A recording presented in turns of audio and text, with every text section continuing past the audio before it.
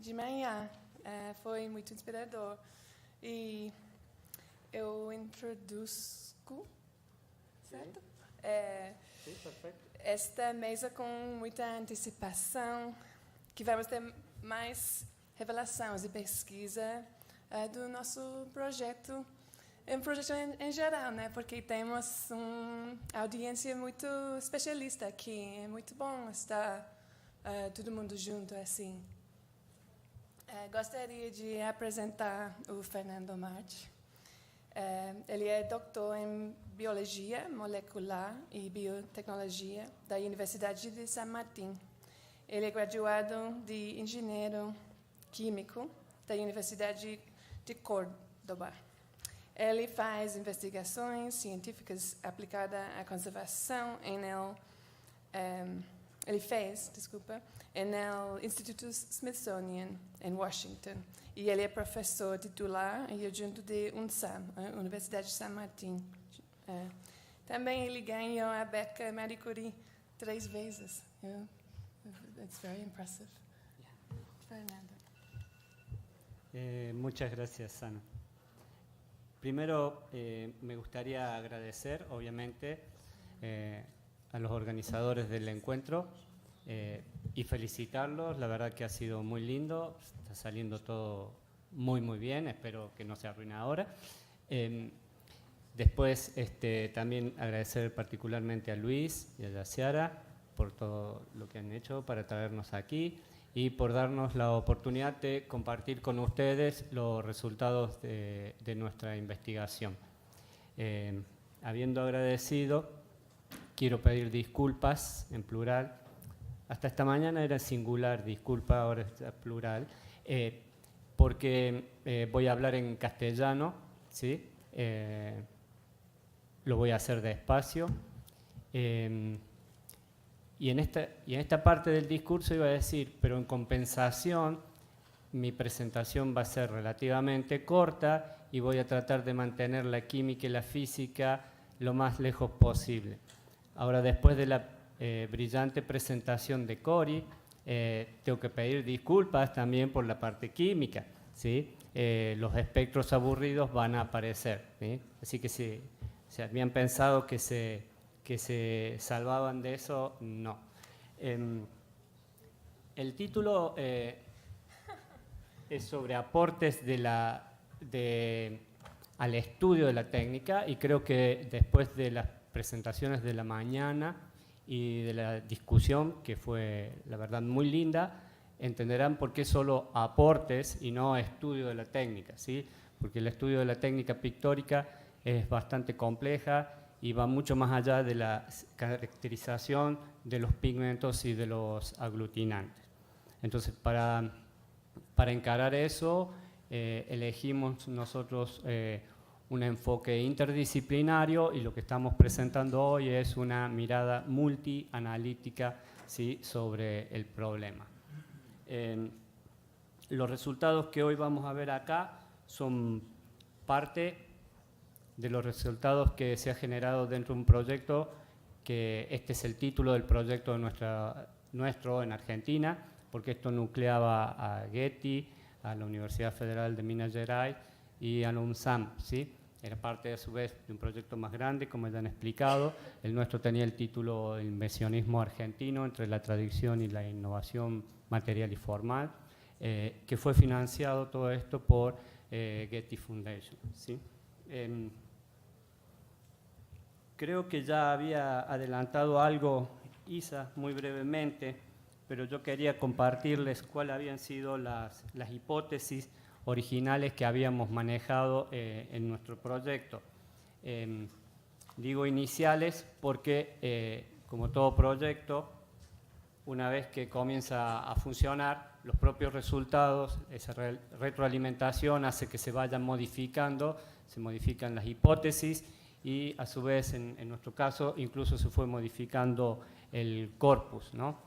La primera hipótesis tenía que ver, obviamente, la ruptura con el cuadro ortogonal, la adopción del marco recortado era la marca, ¿sí?, de este grupo. Entonces nosotros queríamos estudiar y ver si eso había tenido un correlato con la parte de la investigación material y de los procedimientos que había aplicado el grupo en la construcción de estos elementos. La segunda, que fue la que les contó justamente Isabel, tenía que ver con, nosotros nos preguntábamos si los gobiernos de Perón, la política esta de protección económica que había implantado, podría haber llegado a restringir el acceso, ¿sí?, de materiales desde el extranjero a nuestro país, ¿no? También nos preguntábamos a esa altura si este hubiera sido el caso, cómo hubiera respondido la industria argentina, ¿sí?, para el reemplazo de este tipo de materiales. Luego, ¿no?, muy ligado a esa hipótesis anterior, nosotros nos preguntamos, bueno, si no tuvieron esos materiales, si no tenían acceso a esos materiales, nuestros artistas, ¿cómo enfocaron su trabajo para conseguir imitar esos acabados industriales? ¿Sí? Había sido, obviamente, por una técnica, un procedimiento que habría involucrado la superposición de capas, el pulido, etcétera, etcétera, etcétera. Entonces nos preguntamos, en caso de que no hubiera habido materiales, ¿cómo hubieran reaccionado ellos, ¿sí?, para lograr estos acabados? Y por último, ¿sí?, porque nosotros no solo nos comparamos con Brasil en fútbol, que los felicito, nos preguntábamos, ¿hay similitudes desde el punto de vista formal en algunos casos con Brasil? Entonces, ¿cómo serían desde el punto de vista material? Porque la materialidad era el eje de este proyecto grande en el que estábamos inmersos, ¿sí? Si mirábamos desde el punto material, nosotros suponíamos, ¿sí?, que podría haber sido diferente, justamente por las situaciones que se daban en los dos países. Nosotros asumíamos que el gobierno de Perón podría haber restringido el ingreso de materiales al país, mientras que en Brasil la situación podría haber sido distinta, ¿no? Entonces, con esos objetivos en mente, diseñamos una metodología, que esta es la metodología general del grupo. Primero, obviamente, reuniones del equipo. Puede parecer muy trivial, pero nos fuimos reuniendo a todo momento, ¿sí?, para plantearnos todo, no importa de dónde viniera la pregunta, el problema o lo que tuviéramos que encarar. El grupo estaba conformado por historiadores del arte, ¿sí?, químicos y conservadores. Ese era el grupo responsable. Y después teníamos alrededor otra gente trabajando con nosotros que venía también de otras disciplinas, ¿no? Esto es importante porque gran parte de esa retroalimentación viene impregnada con esta mirada interdisciplinar, ¿no? Eso fue algo que caracterizó el funcionamiento de nuestro equipo. Las visitas a los museos, todas hechas en conjunto, obviamente por todo el grupo. Trabajamos con varios museos y con otro tipo de repositorios, colecciones privadas algunas. Es cierto lo que dijeron, creo que ayer, no es fácil acceder a algunas colecciones, ¿sí?, donde tienen elementos muy importantes. En nuestro caso no pudimos acceder a una colección en particular que nos hubiera gustado, pero por otro lado tuvimos acceso a colecciones que tampoco están tan abiertas y que se mostraron muy generosas, como el hecho de la Cancillería Argentina, ¿sí?, o el caso de la obra de Gente. Me demoro un poco acá porque después a lo largo de la presentación no voy a hablar de estos temas y me gustaría recalcar el trabajo que hizo gran parte del equipo, ¿no?, como es el relevamiento de archivos.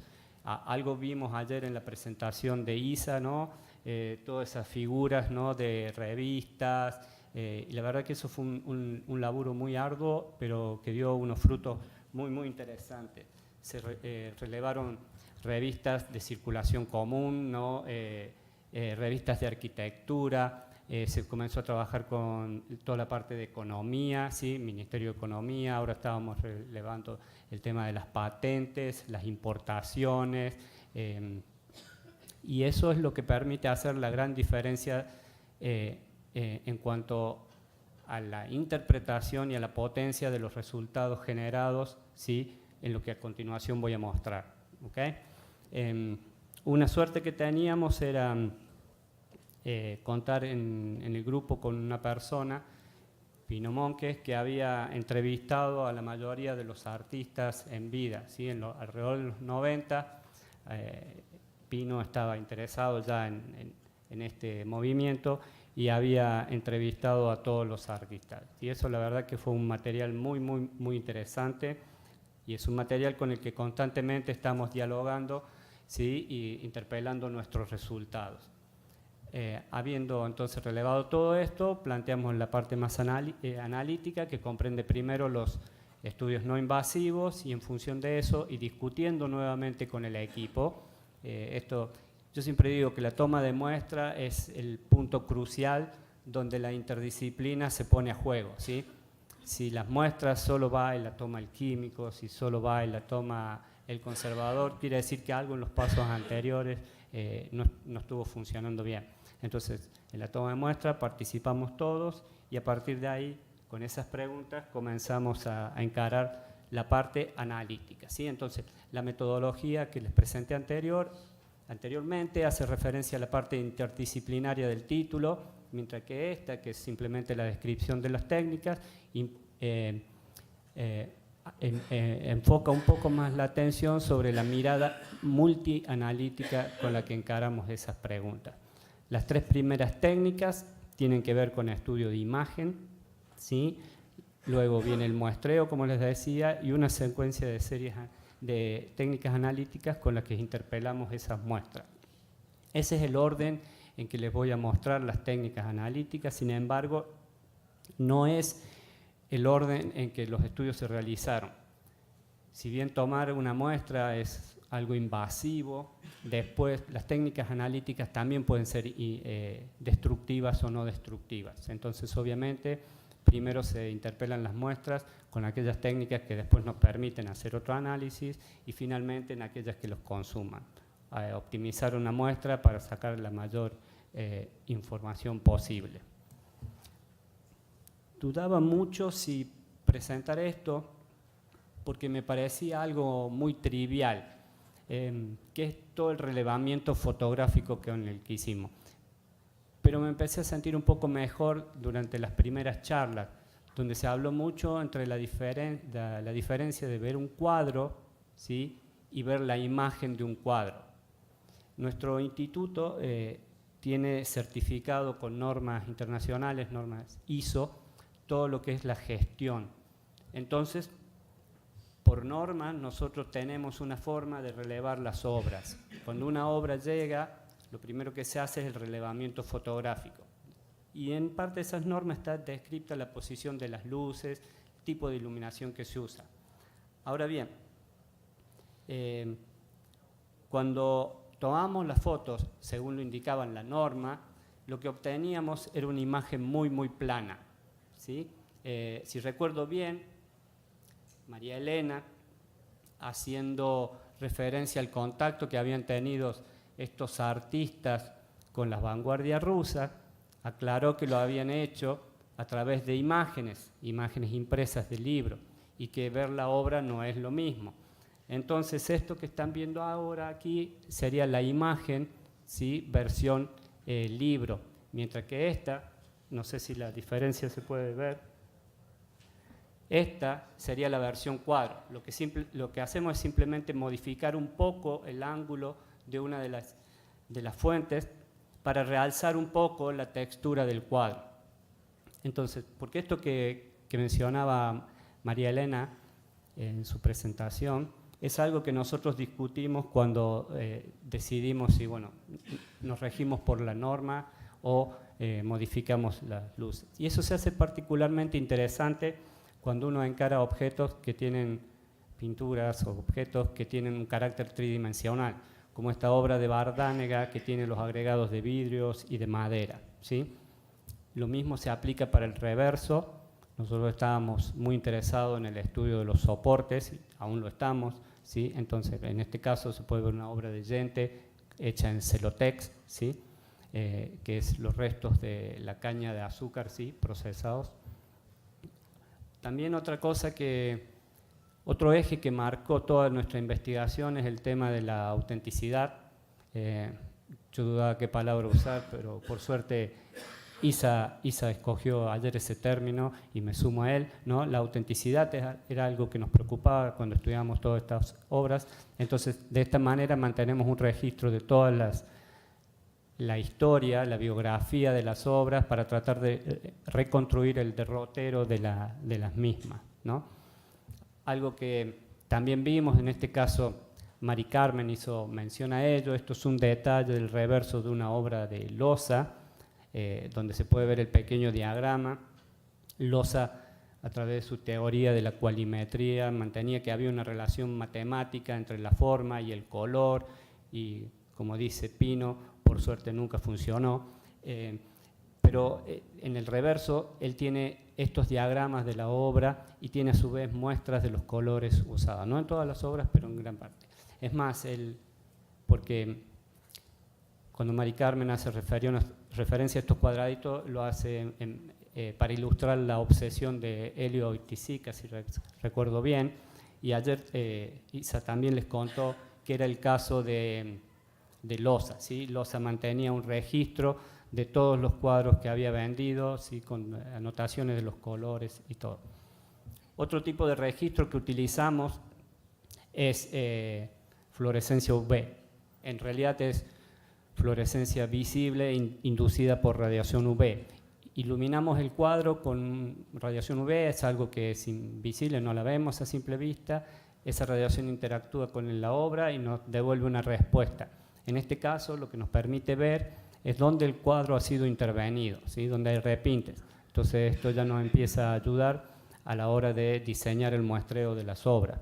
Pero también nos puede dar información sobre la técnica. Por ejemplo, este es un elemento de un cuadro de Lidi Prati en el que a simple vista no podemos ver cómo el rectángulo ha sido delineado, ¿sí? Con otro tipo de pigmento, de blanco, ¿no? Que se hace evidente con radiación UV. Otro tipo de iluminación que usamos, que es una exageración, por decirlo así, del primer caso, es la luz rasante o tangencial, ranking light en inglés, ¿sí? Lo que se hace es, para estudiar la topografía, se hace mucho menor uno de los ángulos de la fuente y de esta forma se realza todo el relieve. Se ha dicho mucho aquí también, ¿no?, que la intención de los artistas por eliminar la marca de la mano, del pincel, de lo que fuera, de la herramienta utilizada. Eso es muy difícil, siempre hay un rastro, entonces lo que hacemos con este tipo de iluminación es exacerbar todas esas diferencias para que sean más visibles. Y donde pusimos mucho ahínco también fue en el relevamiento de detalles, que después yo me decía a mí mismo, sí, es muy importante ver el cuadro, ¿sí? No es lo mismo que verlo en libro, entonces hay que ver el cuadro, pero en el laboratorio algo que es muy curioso es, por lo general terminamos discutiendo alrededor de la pantalla de la computadora, teniendo el cuadro al lado. ¿Por qué? Porque nosotros levantamos este tipo de imágenes con un lente macro, se llaman macrofotografías. Estas imágenes son muy pesadas, pero podemos ampliarlas y ver muchos detalles, ¿sí? Algunos ya los vimos en la presentación de Cori, por ejemplo, o en la de Alessandra vimos algunos ejemplos muy lindos. En este caso, una obra del Prete, donde se puede ver un deterioro que exhibe el soporte. Esta es un poquito más interesante, es de Lidi Prati. No sé si alcanzan a ver en la parte baja, coincidente con el deterioro, ahí se puede ver que el fondo blanco en realidad fue aplicado en dos capas de pintura, ¿sí? Entonces, nuevamente aquí tenemos información que es importante para la toma de muestra. Esta es una obra de Ardenquín y si se fijan abajo, la pintura en esa parte parece estar corrida, ¿sí? En realidad es un detalle, no tiene mucha importancia, lo pongo simplemente porque me genera muchísima curiosidad, pero me quedé más tranquilo porque en el very beginning, al comienzo de la presentación, Jean-Marie dijo, bueno, hay algunas preguntas que no tienen respuesta y la verdad me gustó, ¿sí? Y creo que eso explica por qué puse esta muestra. Y hay un detalle que todavía hoy no entendemos. Esta es una obra de Loza. Loza, si Oiticica era obsesivo y construía sus obras con camadas, este sería la versión nuestra, ¿sí?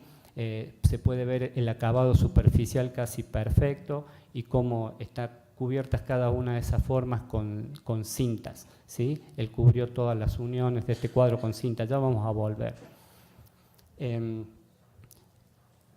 Cuando Mari Carmen estuvo hablando también se refirió al tiralíneas, y me gustó mucho porque usó una analogía muy linda que es, y dijo que en busca de esa línea perfecta habían usado el bisturí, ese bisturí que era el tiralíneas, ¿sí? Muchos de los detalles fueron hechos, y por eso les dije que íbamos a ver esto a lo largo de la presentación varias veces, con tiralíneas, con masking tape, con elementos punzantes. Ha habido, la verdad, en algunos elementos combinación de varias herramientas. Y esto lo pueden ver se pudo ver muy bien en la exhibición que se hizo en Getty. Se puede leer también en el catálogo y en los videos que tienen. Por suerte es probable que tengamos acceso a ellos ahora. Acá no sé si alcanzan a ver. Ven ahí una pequeña diferencia. Eso es un detalle de una obra de Carmelo Artenquín y lo que están viendo ahí eso es un pentimento, es un arrepentimiento. Él cambia la composición de la obra cuando la está pintando. Y es interesante que se vea en el detalle, en la macrofotografía, porque después en la radiografía no se pudo ver, ¿sí? Entonces se hubiera perdido. Y finalmente, obviamente lo que buscábamos era esas marcas, ¿sí? Del pincel, de la mano, de lo que fuera. Y eso se hace obvio en este cuadro de Bardánega, ¿sí? Donde también se puede apreciar un pequeño deterioro ahí que empieza a manifestarse por el tema de los clavos, ¿no? Me gustó mucho la discusión, me gustó mucho la presentación de Claudio y de Edson, porque la verdad que la parte de la conservación y la restauración de este periodo, como todos los periodos, ¿no? Plantea una serie de preguntas muy, muy interesantes que creo que hasta ahora no hemos encarado como deberíamos. Entonces, le dije que me empecé a convencer de que estaba bueno incorporar esto cuando dijeron que no era lo mismo ver un cuadro que ver la imagen en un libro, y me terminé de convencer cuando alguien contó que una persona había escrito justamente un libro sobre alguien y nunca había visto una de sus obras. Esto parece ser trivial, pero a veces ver la obra, manipularla, estudiarla desde el punto de vista material es importante. Por otro proyecto estamos estudiando un pintor, siglo XIX, que se caracteriza por tener mucha obra sobre cuero. Y es alarmante ver la bibliografía y muchas veces los nomencladores en los museos donde se dice muy libremente óleo sobre tela, ¿sí? Entonces creo que una mirada cercana de la obra es necesaria cuando uno quiere hacer al menos una investigación sobre la técnica, ¿no? Hablando de técnica, otra técnica que usamos es la radiografía, una técnica muy, muy antigua, pero que no he visto muchos trabajos aplicados a arte moderno. Cori hizo mención a que nuestras obras son un palimpsesto. Bueno, la radiografía es un palimpsesto de ese palimpsesto, porque lo que hace es una pintura. Si uno bien tiene esa idea de algo bidimensional, en realidad es una estructura tridimensional. Hoy Cori ejemplificó eso con unas estratigrafías muy, muy lindas, ¿sí? Entonces lo que la radiografía hace es irradia y manda toda la información a un solo plano. Y acá lo que vemos es una obra de Ardenquín y esos puntitos brillantes que son muy radioopacos, lo que nos está indicando son contaminantes que son productos típicos, ¿sí? De la construcción de estos cartones.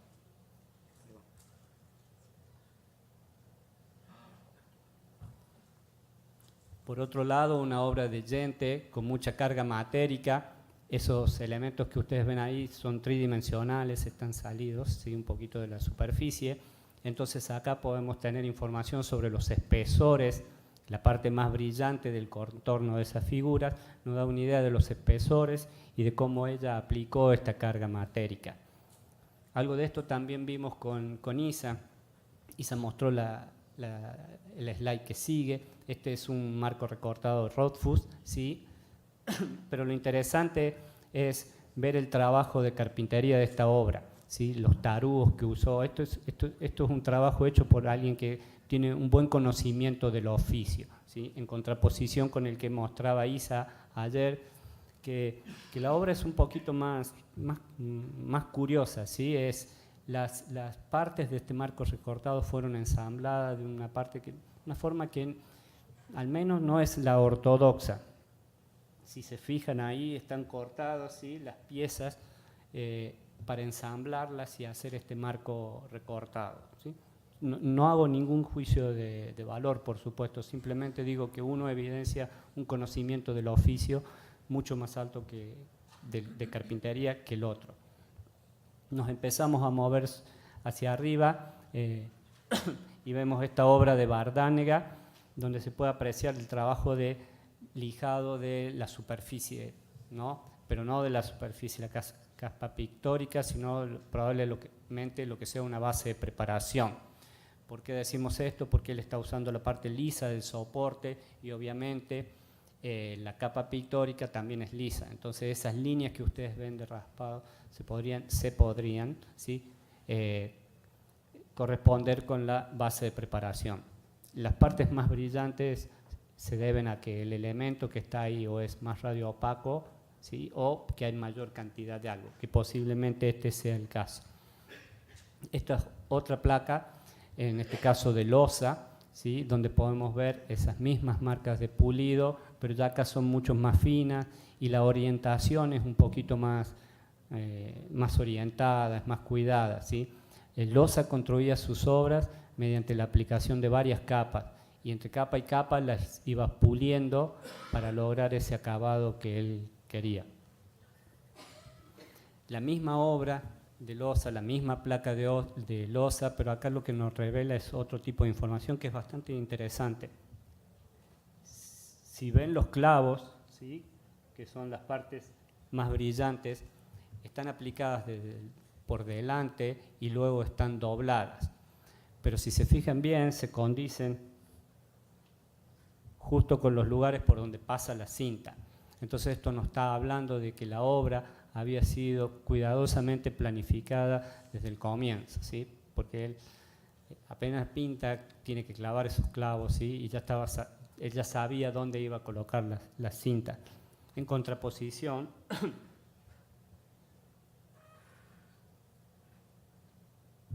esta obra de Ardenquín muestra un pentimento bastante importante.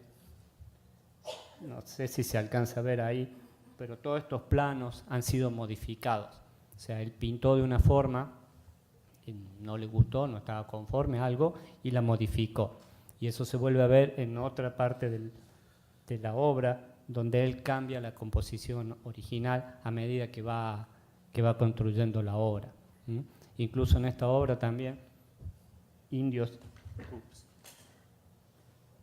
si ven acá, estos dos planos en realidad hoy no existen, son un solo plano.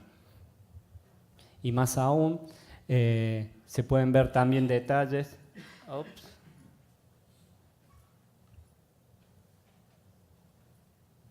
Se pueden ver detalles del diseño, ¿sí? Ahí hay marcas del lápiz, que es bastante curioso porque aparece como un metal, como un material bastante radioopaco, lo cual nos está diciendo que no es un lápiz de carbón. No sabemos qué es, probablemente tampoco lo llegamos a saber. Quizás me deba hacer una remera que diga algunas preguntas no tienen respuesta. También una técnica que algo nos mostró Cori, así que nos hace la introducción mucho más fácil, que es reflectografía infrarroja. En realidad es un estudio multiespectral, tenemos varias longitudes de onda, pero lo que le voy a mostrar es lo mismo que hablaba Cori, y podemos ver, ¿sí?, el dibujo subyacente, acá sí el lápiz, que revela todo el diseño de los elementos o de las líneas de composición de la obra esta de Ardenquín. Bien. Wow. Habiendo terminado con todos los estudios no invasivos, con todos los estudios de imagen, diseñamos el muestreo de las obras.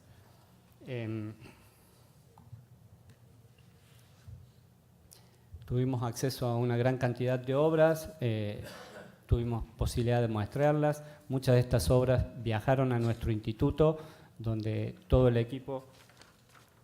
All right. Estoy a punto de romper mi última promesa de ser breve. Donde viajaron a su vez con los conservadores, restauradores de cada uno de los reservorios, de los institutos, museos, ¿sí? Y ellos se encargaron de la toma de muestras. Pero se tomaron muestras de bastantes obras. A su vez, nosotros hemos construido a lo largo de varios años, esto es algo que precede el proyecto, una colección de pinturas comerciales. Ahora, durante el proyecto, lo que hemos hecho es caracterizarlas, ¿sí? Porque no era más que una colección de objetos curiosos, sino teníamos un conocimiento cierto de lo que estaba dentro de las latas. Y la idea que es caracterizarlas de manera tal que puedan convertirse en algún día en una colección de referencia. Y finalmente llegan los espectros. Esas figuras muy bonitas que mostraba Cory se construyen a partir de estas cosas feas que están ahí atrás, ¿no? Esto se hace con un microscopio electrónico, que es una técnica elemental, es decir, uno pone la muestra, dispara y sabe qué elementos están presentes. En este caso la usamos para estudiar las bases de preparación, ¿sí? De losa, donde lo que podemos ver que los elementos mayoritarios son titanio, calcio y magnesio. Por otro lado, la base de esta obra de Melé muestra que la base de preparación es mayoritariamente zinc. Entonces lo que hicimos fue analizar todas las pinturas de la colección, identificar los elementos mayoritarios, minoritarios, tratar de deducir cuáles eran los pigmentos, cuáles eran las cargas y los... hoy Cory nos habló de los extenders, de los fillers, ¿sí? Porque la idea es, con esto, construir un marco cronológico, químico, digamos, estudiar la evolución de las pinturas.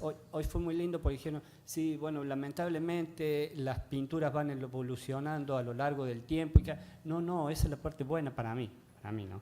¿Por qué? Porque si nosotros podemos individualizar esos cambios, ¿sí? Si podemos registrarlos en el tiempo, nos va a permitir construir un marco de referencia con el cual nosotros podamos después comparar, ¿sí? Temporalmente nuestras obras. Y eso es lo que estamos haciendo. Y hemos puesto especial énfasis hasta el momento en los pigmentos blancos, porque hay mucha información, ¿sí? Y porque es de cierta relevancia también para el proyecto en sí, ¿no? Para el arte concreto, ¿sí? Ahora, otra técnica que usamos es la difracción de rayos X. Les había dicho que la microscopía electrónica asociada a espectrometría de dispersión de energía, no importa, olvídense, nos daba información elemental. Ahora, esta técnica de RX ya no nos dice hay titanio, nos dice hay dióxido de titanio, pero nos dice algo más, está presente como anatasa o como rutilo. Son dos nombres divertidos, pero para el caso... Lo que sí tenemos ahí de bueno es que las primeras pigmentos, primero saber que es titanio ya nos permite ubicarlos temporalmente, pero a su vez saber que es anatasa nos dice que es temprano, y si a su vez sabemos que es rutilo, sabemos que es a partir de los 30 y pico, ¿sí? Y en los principios de los 40, porque aparece para mejorar ciertas cualidades. En definitiva, conocer la historia de estos compuestos nos permitirían generar ese marco cronológico del que les hablaba anteriormente. Y eso es lo que hicimos con nuestras pinturas de referencia y con la muestra de los cosas. Acá ven, por ejemplo, los resultados para monolino, una de las marcas. Y tiene sulfuro de zinc y barita, ¿sí? Eso se conoce en la literatura como litofón, que es una pintura que apareció a finales del 19 y que alcanzó su pico en los 20, en el siglo XX, en la década de los 20, ¿sí? Entonces, eso nos permite ir construyendo ese marco. Donde tuvimos problemas en la muestra de Ripollin, no se condice del todo con la literatura. Una lástima porque nosotros queríamos tanto tener una una muestra de Ripollin en nuestra colección. La compramos online en España, pagamos una fortuna, 36 euros, y parece que el contenido no es, pero al menos la lata es muy linda, ¿sí? Las muestras de Alba sí son bastante interesantes porque tienen de nuevo litofoam, pero ya no tienen titanio, ¿sí? Lo que tienen es dolomita y calcita, que son cargas que son relativamente baratas. Y Alba, de hecho, es una pintura de uso comercial, industrial, relativamente barata, ¿sí? Entonces, con esos resultados, con las referencias que estamos relevando, con una pequeña historia de la industria química que estamos haciendo en Argentina, porque eso era una gran diferencia. Brasil tenía la historia de su industria química mucho más desarrollada que nosotros, ¿sí? Entonces el trabajo que está haciendo el equipo en ese sentido es muy valioso, ¿sí? Fuimos a contactar especialistas de la ciencia y de la industria y todos nos dijeron que había un bache, y sobre todo para el tema de pinturas no existe. Entonces estamos trabajando fuerte ahí, justamente porque creemos que eso es lo que nos permitiría crear ese marco cronológico.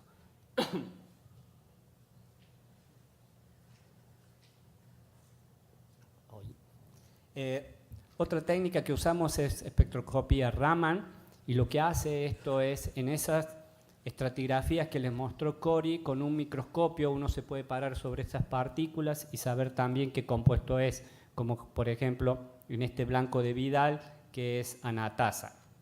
Pero si uno se va moviendo puede encontrar otros compuestos, como en esta estratigrafía, donde a su vez había la azurita.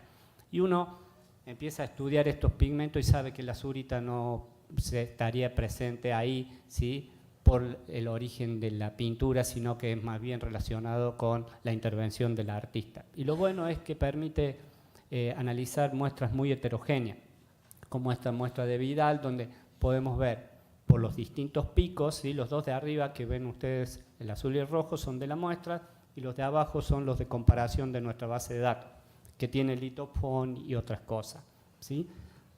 E incluso nos da buenos datos sobre la parte orgánica. Las bandas que ustedes ven ahí, las que tienen numerito, las que están asignadas, que no son del dióxido de titanio, serían un indicativo del ligante, el aceite de lino. Sin embargo, esa no es la mejor técnica para compuestos orgánicos. Bien lo dijo Cory. Entonces lo mejor es usar espectroscopía IR, y acá lo que vemos es la comparación de los espectros que tanto se parecen entre el aceite de lino y el ligante de la pintura monolín. Y de nuevo, para nuestra pobre Ripollin, ya las coincidencias no son tan importantes, ¿no? Sin embargo, cuando uno quiere caracterizar el ligante, la mejor técnica es la cromatografía gaseosa acoplada a espectrometría de masa. Esto es parte de un trabajo de doctorado que se está haciendo dentro del proyecto, ¿sí? Hay una persona que tomó justamente el estudio de los pigmentos y de los ligantes, y a su vez otra técnica de la que vamos a hablar al final, para estudiar materialmente desde el punto de vista cronológico las obras. Y esta es la división de los ligantes. ¿Sí? Para las pinturas, la mayoría eran alquídicas o aceite. Y esta es la de los artistas. Si ustedes se fijan, hay algunos artistas que tenemos relativamente pocas muestras, entonces nos sería muy difícil extrapolar, pero si ven en conjunto, ¿sí?, hay muchas muestras analizadas, lo cual ya nos permite tener una buena idea de lo que estaba sucediendo en el país. Hay casos que son interesantes, como el de loza, ¿sí?, donde todas las muestras de loza dan alquídicos o alquídicos con mezcla, ¿sí?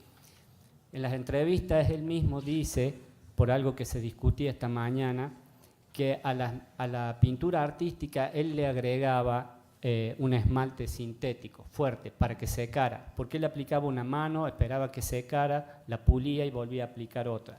El problema es que las pinturas industriales también tienen agregados de aceites, ¿sí? Entonces nosotros lo que estamos haciendo ahora es desarrollar identificación de algunos de los marcadores de los que habló Cory para el estudio de eso. Entonces rápidamente voy a volver a las hipótesis y ver qué pudimos responder al menos de estas. Es cierto que hubo un correlato entre la investigación material y de procedimientos, sí, que acompañó a la radicalidad del proyecto estético en arte concreto. Ahora, si debiéramos ponderar, ya sé que es muy difícil, pero si debiéramos ponderar, creo que el peso más grande, la investigación más grande, estuvo dada en lo que se refiere a los procedimientos más que a los materiales, ¿sí? ¿Por qué?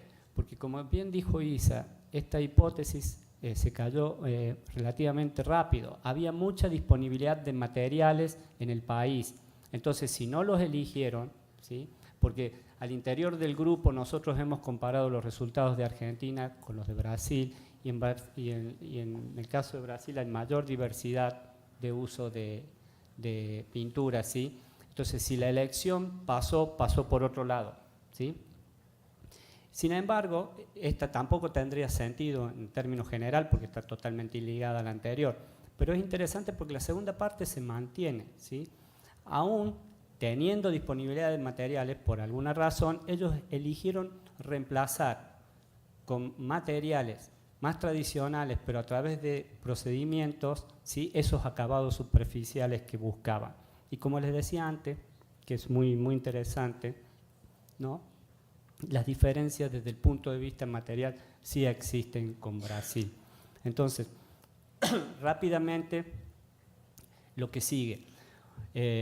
Esto creó un desafío al interior del equipo. Estamos montando ahora un GC masa en nuestro propio laboratorio que nos permite analizar mayor cantidad de muestras.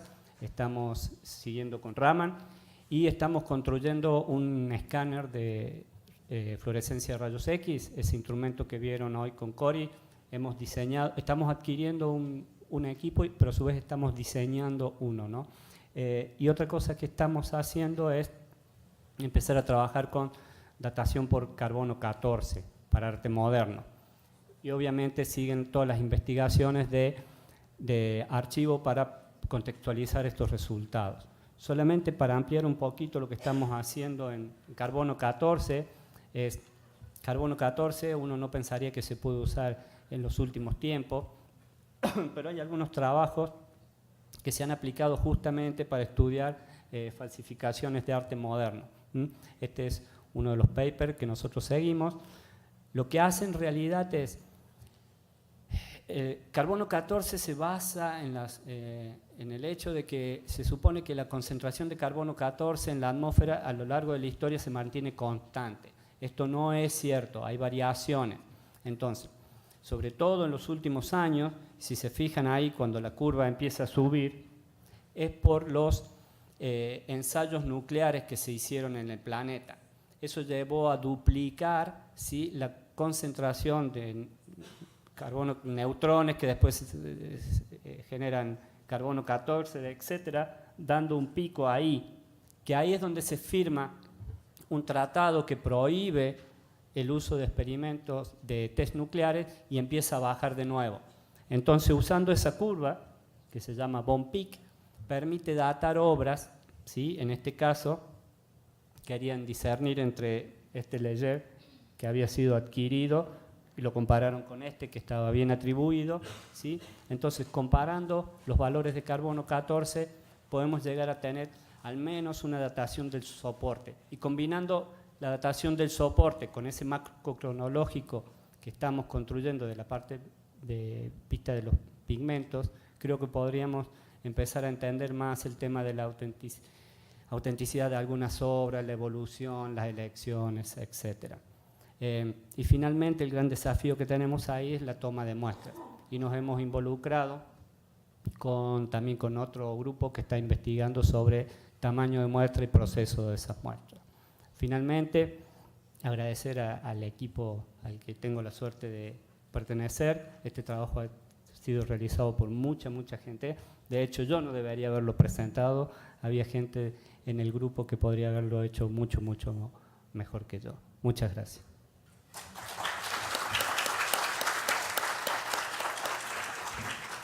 Agradeço, Fernando. Eu quero convidar meu colega Tom Learner. Ele vai apresentar o trabalho feito por ele e Pia Gottscheller, que alguns de vocês já conheceram. Ela foi nossa colega também no Getty, mas agora ela está trabalhando no Courtauld Institute em Londres. E foi ela que fez realmente a maior parte do estudo técnico. Então, eu vou apresentar ela e depois Tom.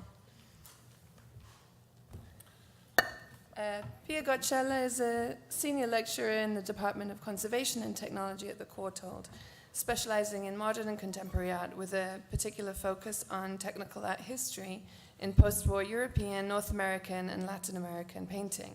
She has a PhD in art technology, a diploma in conservation of easel paintings, and a BA in art history.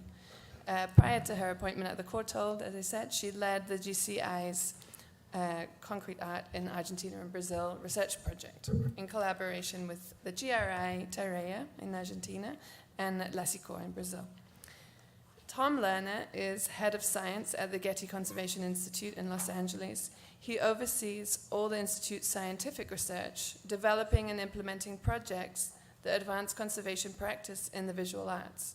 Prior to his arrival at the GCI, he was senior conservation scientist at Tate London, where he developed Tate's analytical and research strategies for modern materials.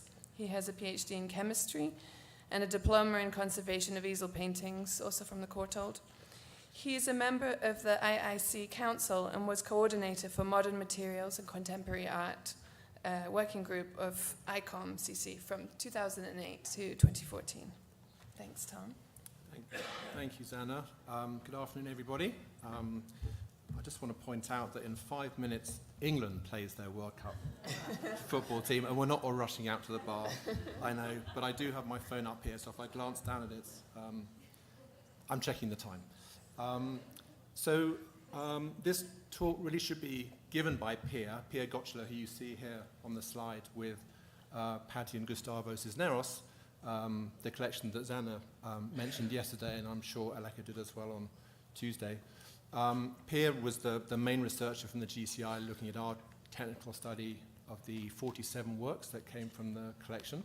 But Pia is now back in London, and it's just a very, very busy time of the Courtauld Institute, and she's unable to come, so I stepped into her place. And I thought what I'd do is actually focus on the main dissemination outlet that we have had so far, which was an exhibition called Making Art Concrete, with the subtitle there.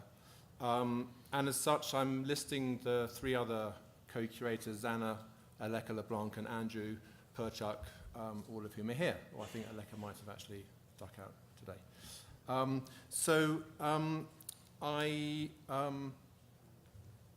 Let me just very, very briefly outline the project, which I think has been explained before. So some of these slides I can run through quite quickly. It was a 3-year technical study on key works from the CPPC, the Cisneros collection. The slide here just shows one instance where all the paintings that were located in Los Angeles for the 3 years in a storage facility in Compton, a very unpleasant part of LA, but they were looked after very nicely in the storage facility.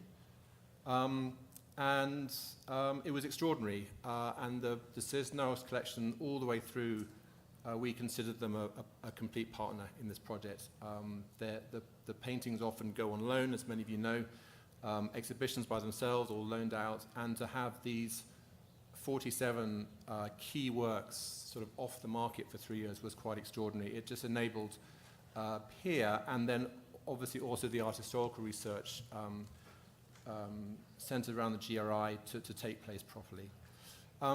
It was the exhibition I mentioned was part of this enormous initiative that took place in Los Angeles at the end of last year and the start of this year, called Pacific Standard Time LALA, which I think in the end was over 70 exhibitions, all in Southern California, all exploring the links between Latin American, Latino art in Los Angeles.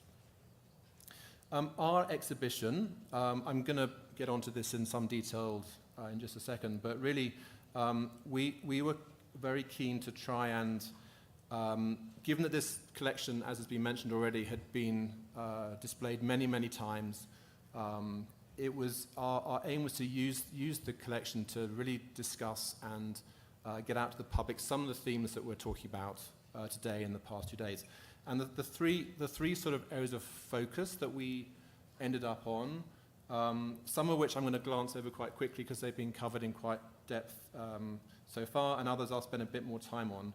But it was to do with the physical construction of these works, which typically means turning them over and looking at the back sides of paintings, which is always a strange thing to do. But in fact, when you start to look at these things, you completely get into it. Secondly, and in fact, Corey did a very nice job at setting this up, because I'll build on what she said, to talk about the choice of paint types and importantly what that meant, particularly for the surface of these works. And then thirdly, to do with application techniques, and it was a particular interest of Pia, I have to say, how these straight edges were created. So they're the three areas. Here's our catalogue. There are some copies floating around somewhere. I want to draw attention to the two main essays in the catalogue written by Lecca and Pia, because really that is the best thing to read if you want to understand a bit more about our own technical study of the works.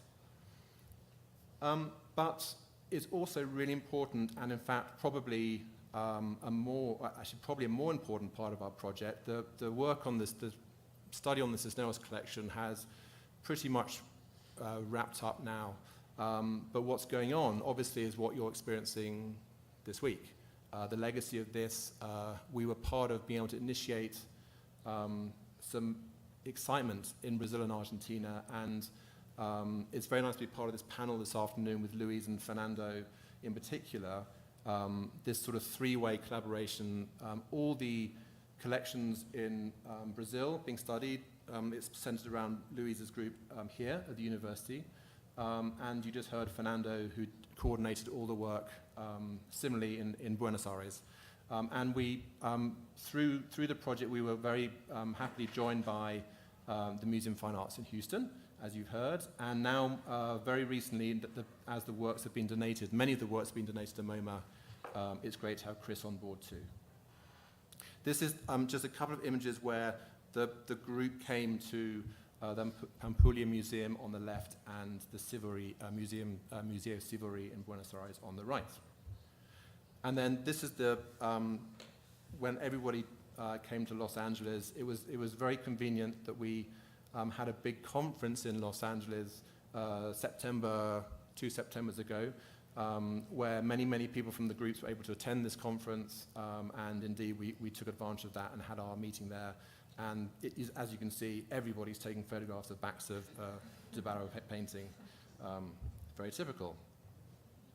So our exhibition, and I know Luiz, actually this is from him, we had a guard take this photo of Luiz, Fernando, and myself in front of our exhibition. I think Luiz is going to show the same photo in his presentation. But it really was quite a splash, and I have to say one of my most impressive things I did for this exhibition, which was not much because we had so many people, but the street banners you see on the right, that was one of the things that I got for us. We saw that the other Getty museum exhibitions were getting these street banners, and we'd been left out. So I just took, that was my battle, and I got on the phone, and actually we were able to get these things. And I got a big kick out of seeing De Castro Cube on street banners in the streets of LA. And I know Luiz did, because you went around taking... Okay. Our philosophy for the exhibition was actually largely based on a project that myself and Andrew, who've been involved with, Anna Lecca, in fact, and the Getty Museum, where we took on this extraordinary project working on Jackson Pollock's monumental painting mural from 1943. It came to the Getty for 2 years, and had an extensive conservation treatment done by the museum, and a lot of art historical study done by the GRI. In fact, an entire edition of the Getty Research Journal came out based around mural. But when we came to an exhibition, which was a little bit of an afterthought, extraordinarily enough, we thought we should do an exhibition, and it helped when our president said, "When's the exhibition?" And then everybody just jumped to thinking that had been planned all along. But we had two galleries for this exhibition. One, the painting hung. It's such an extraordinarily large and powerful painting, you can't do anything else near to this painting. But then the gallery behind us was where we had our didactic information. And so there was a lot of information about the technical study of this painting, and then an awful lot of information about what the conservation treatment entailed. We did this through lots of analysis, through documentary photographs, through videos. And it was actually quite extraordinary, because I think there was a reluctance at the start to really sort of put this amount of information into an exhibition. But every time we went up, we saw just as many people looking at these panels. They'd often, the sort of pattern was they'd go and see the painting. That was obviously the draw up to the Getty. They wander into the panels, look at things, and then they go back and look at the painting a second time much more closely. And it became, extraordinary enough, the best attended exhibition of all time at the Getty, this small two-gallery space. So we knew we were onto something, and when we sort of think about how this might translate into the Cisneros collection, we had to make some changes. Obviously, most of these works are actually very small, and we had many, many objects to look at with many different issues. And we had to therefore integrate the information amongst the exhibition. But we also wanted to make the exhibition work as an exhibition, so have nice, clean walls and that kind of stuff. So this is one of the, and I know Zana showed some of these images yesterday. I think they're different images than what you showed, Zana. So this is one corner where it shows the first gallery with some of the real highlights of the show from both countries. And you probably can't see too clearly, but what has happened is that there's no labels whatsoever on the walls, so all the text labels, and some of them were quite large text, so down on that sort of plinth down below, it made it very aesthetically pleasing, I have to say. And then in two corners, we focused our didactic stuff. So I'm going to talk through the three main themes that we covered in those didactic corners, because they kind of became the story of the exhibition, even though obviously you could go and just look at these amazing paintings too. So the corner that I'm not showing in the first gallery was called Constructing Concrete Reality, largely to do with the construction of these pieces. And the second one, what this is showing, is called Between the Handmade and the Industrial, where in fact it was looking at both the paint and paint surface, the choice of paints, and this concept of how straight lines, straight edges were drawn. So I'm going to go through these three areas, spend actually most of my time on that middle section, the actual paint choice. As part of this, as you can see, there's two video screens there. We actually created three short videos. They're 2 minutes each. They're on YouTube, and if everything works, I'm going to show two of them this afternoon. The two on paint choice, painting in an industrial age, and painting straight edges. They're on YouTube, and they have subtitles, so we're going to show them with Portuguese subtitles on. There's the Spanish subtitles there too. Thank you to Luiz and Fernando for helping with making those translations very technically correct. And if you want to see them after, literally go on YouTube and type in Getty Concrete Art, and they'll pop up first thing. I just tried that today. So the first section on Constructing Concrete Reality was sort of subtitled Breaking the Frame, and this has been spoken about all week, I'm sure, so I'm really going to just run through how the works we had and how they were presented. So typically this is looking away from the front side of the works and looking at the side or the back. So we had Melei's Marco Recortado here, a piece of hardboard, shaped hardboard with battens around the edges to give it strength, and the hanging device.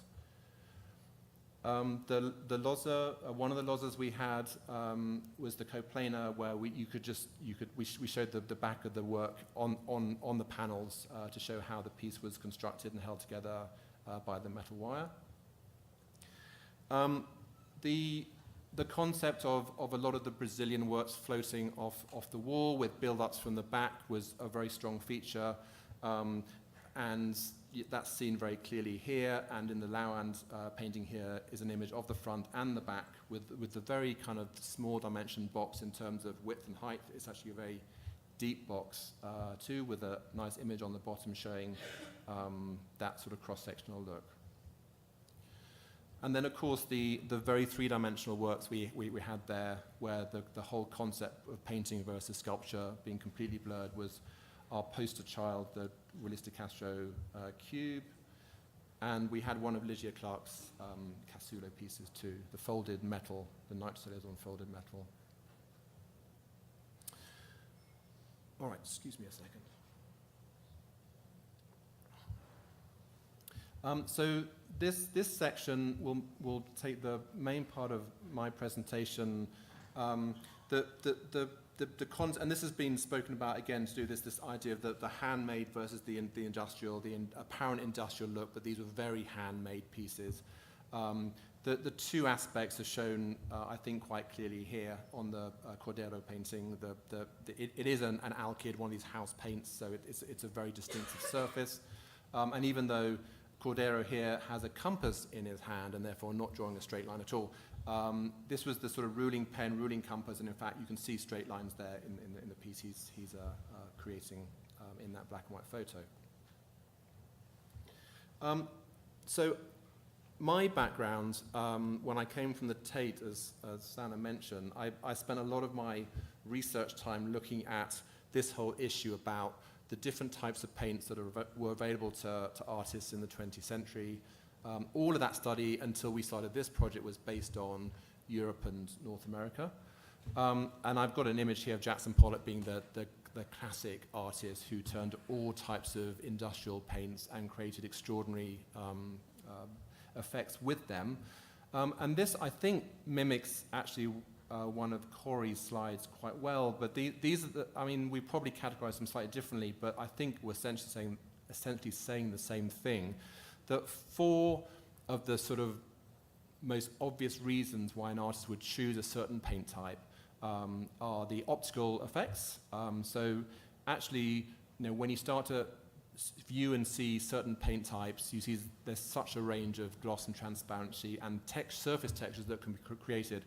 And it is true that many paints can be manipulated and things added to them to make them stiffer so they have more impasto or make them more fluid. But a lot of these paint classes have fundamental properties that if you're going for something that you want a high gloss, no surface texture, there are certain paints that will give you that surface much more readily. So it's clearly a very important factor. We've had mention of things like drying time, the diluent, these waterborne paints or solvent-borne paints, the availability of sort of what was lying around in the studio, that all those things are valid reasons too. And I think with a lot of the industrial paints, the drying time, especially compared to oil, artist oil paint, which has been mentioned already, I think, at this conference, can take a long, long time to dry properly. There are obviously cost factors, economic reasons, and industrial house paints being cheaper, kilo for kilo, compared to artist oil paints and artist paints in general. And this is especially an important factor when the paints are large, as Pollock was doing. And then, I mean, I don't know if symbolic reasons is the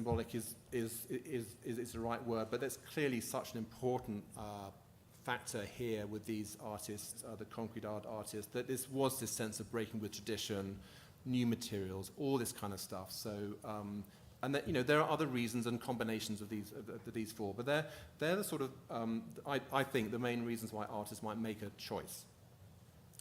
And just very generally, again, this was based on Europe and North America, but I think it holds true from what we've seen so far that if you split artist paints to house paints, the main binders, so the part of the paint that glues all the pigment together, the main binders for artist paint are oil and acrylics, and the acrylic emulsions being the waterborne acrylics, which are by far the more common, although in fact Edson already mentioned Magna today, and which is the specific sort of acrylic paint that was around for a short amount of time which was dissolved in turpentine. House paints, there's a range of things there, and these are listed in kind of order in which they came onto the market, so nitrocellulose being one of the first. Olea resinous, this idea where oil paint was manipulated with resins, colophony or pine resin, were coming around about the same time, actually. But they were the early part of the 20th century, and then alkyds became a very, very dominant product in the mid to late part of the 20th century. And a lot of waterborne house paints tend to be based on polyvinyl acetate, PVA, not acrylic, down to cost factors again. But all of these things, they do interchange quite a bit. Acrylic does appear in house paints, for example.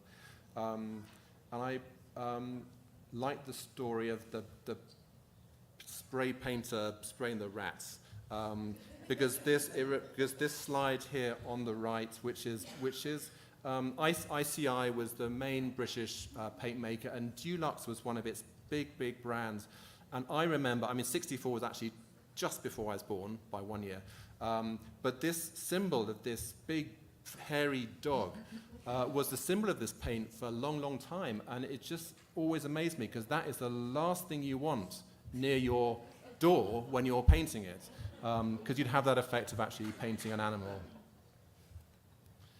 And I've just got 2 more slides just to kind of explore slightly more what it means, these differences. This was an artist, Christian Frosch, who I got to know when I was working at the Tate. You can probably make it out. There are 2 canvases sticking out from the wall in each of these 3 works of art. They're quite thick canvases. And it was a bit of a performance, so he would coat paint on one of the canvases, the prime canvases, stick the other prime canvas to it, so it's like a paint sandwich. And then it would be held up by chains, and he'd hang off this thing until it finally came apart. And then he displayed them with the 2 canvases like that.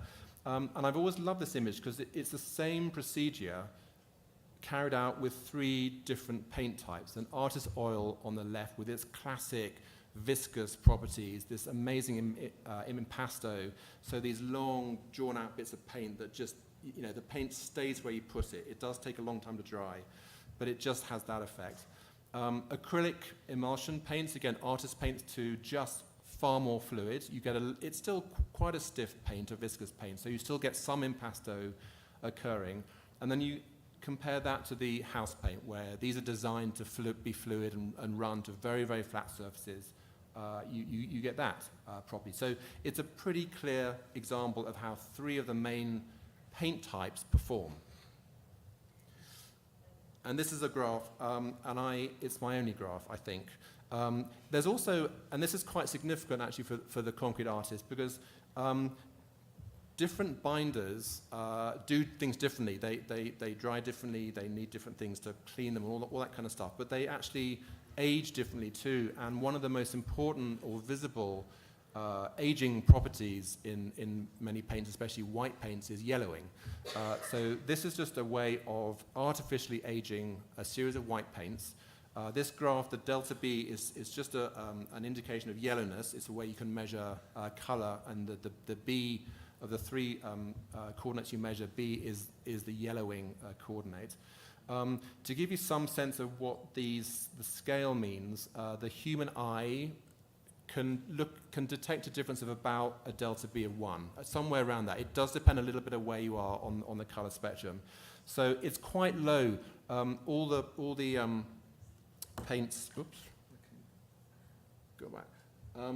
All these paints down here, which are the acrylic emulsion paints, with this accelerated aging where paints are put into an oven at 60 degrees Celsius. So it's a way of speeding up some of the reactions, of which yellowing is one of the things that happens with thermal aging. And then as you go up that graph, you start to get to the PVAs and the casein, which starts to yellow a little bit, and then the big jump up to that red and purple line, which is an alkyd and an oil paints based on titanium white and safflower oil. In fact, one of these non-yellowing oils. If you got the yellow paint, that is titanium white, modern pigment, but in linseed oil, so the oil type has a big difference.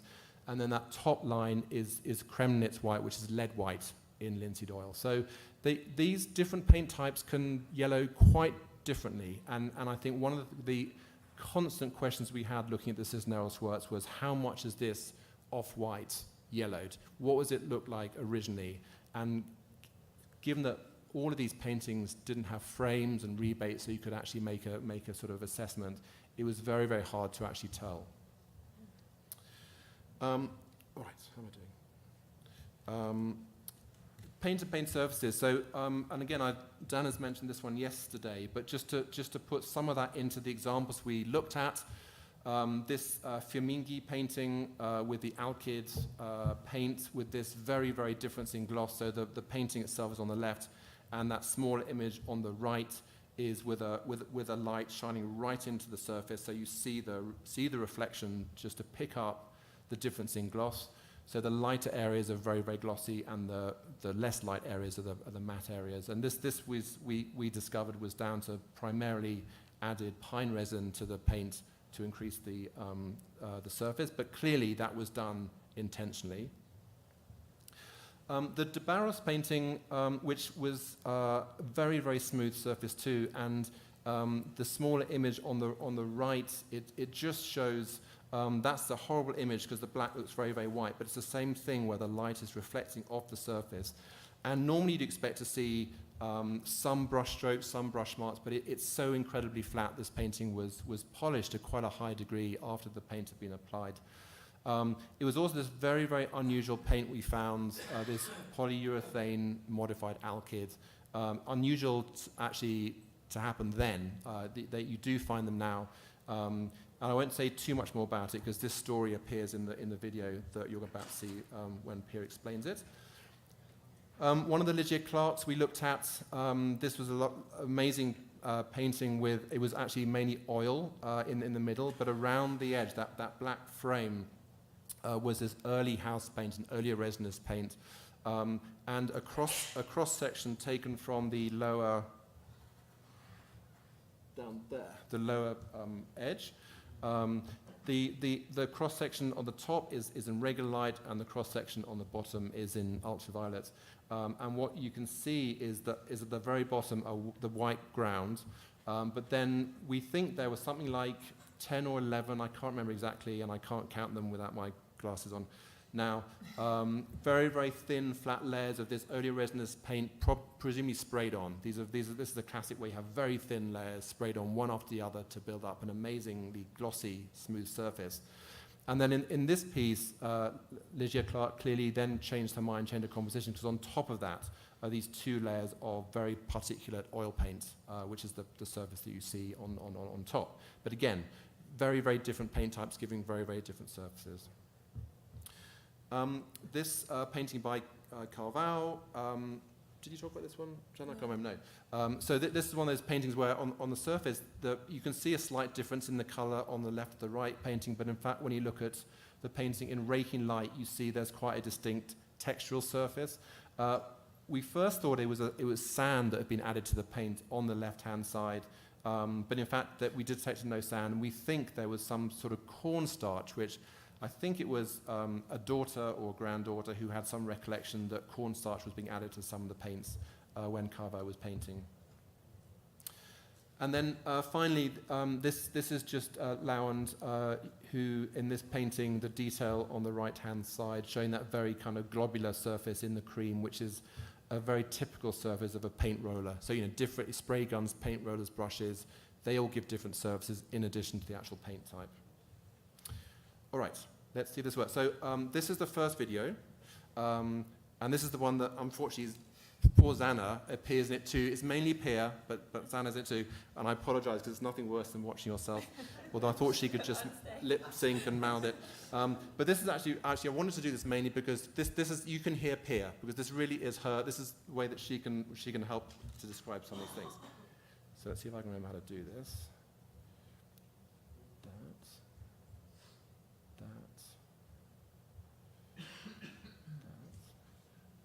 Okay. Brazilian concrete artists lived and worked in a country that was rapidly industrializing after World War II. They wanted their works to actively engage with this changing society. To do so, they used the entire range of industrial paints that had been developed in the 20th century.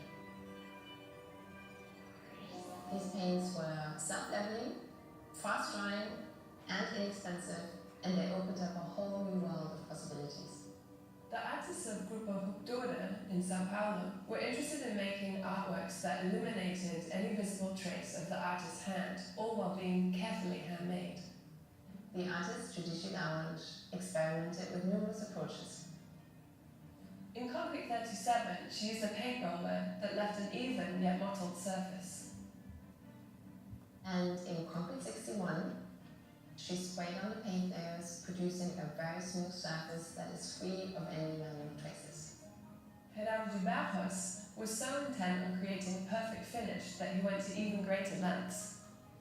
In the diagonal function, he sprayed and brushed and polished his painting, and he used a custom-made paint mixture. We employed scientific research techniques to discover exactly what kind of paint mixture he had used. The findings were so unusual that we contacted his daughter to find out more. She told me that her father for a while shared a house with a Ruptura artist who had trained as a chemist called Casimir Fair. Fair loved to experiment with completely new types of paint mixtures. He ended up coming up with a polyurethane modified alkyd, which obviously allowed him to create this absolutely perfect surface finish.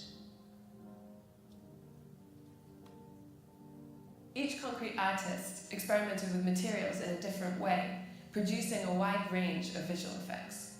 Fernando Marte was interested in the Gestalt theory of perception.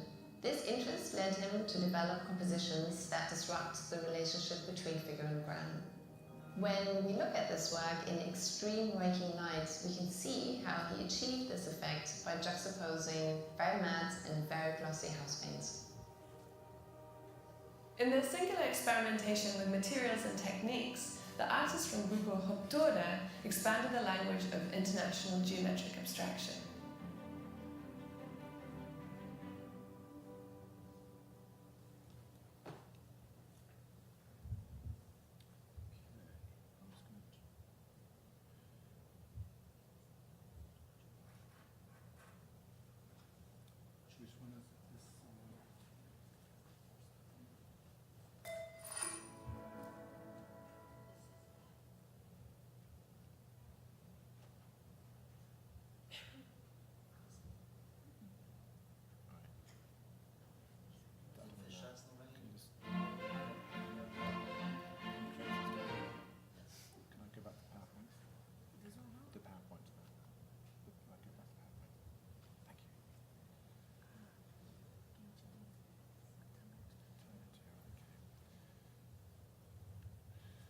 Thank you.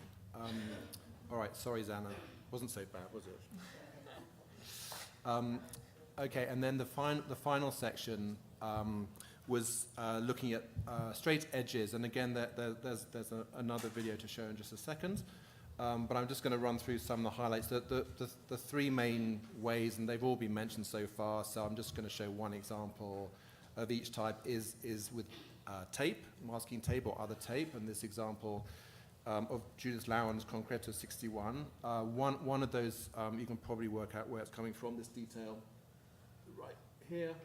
And you can see some of the telltale edges with this very, very sharp ridge, which is when the tape gets peeled off. The wide use of ruling pens. So in this Lito painting, one of those, the detail at the top right, one of those deep blue pieces, you can see the two parallel horizontal lines, which are very indicative of the two bits of the pen between which the paint is drawn.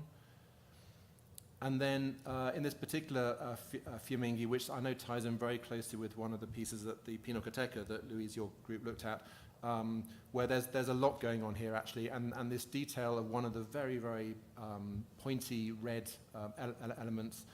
You can probably see there's tape going on. If you look at the top part of that red, you see those sharp ridges and some place where the paint has bled underneath the tape. Pierre examined this very closely and also realized that the grey pieces where there wasn't such a high ridge, it had been applied by tape as well, but then polished and sanded down. You can see at the tip of the red, there are these marks from a scalpel, just trying to kind of create the very edge of the tip. And actually, you can't see it well here, but in some of those points, there are the pins which dictate where the edges, the ends of those points come. All right, so just do the other one, and then I'll wrap up after. So I can do this way, just getting back I couldn't do. Challenge for straight line.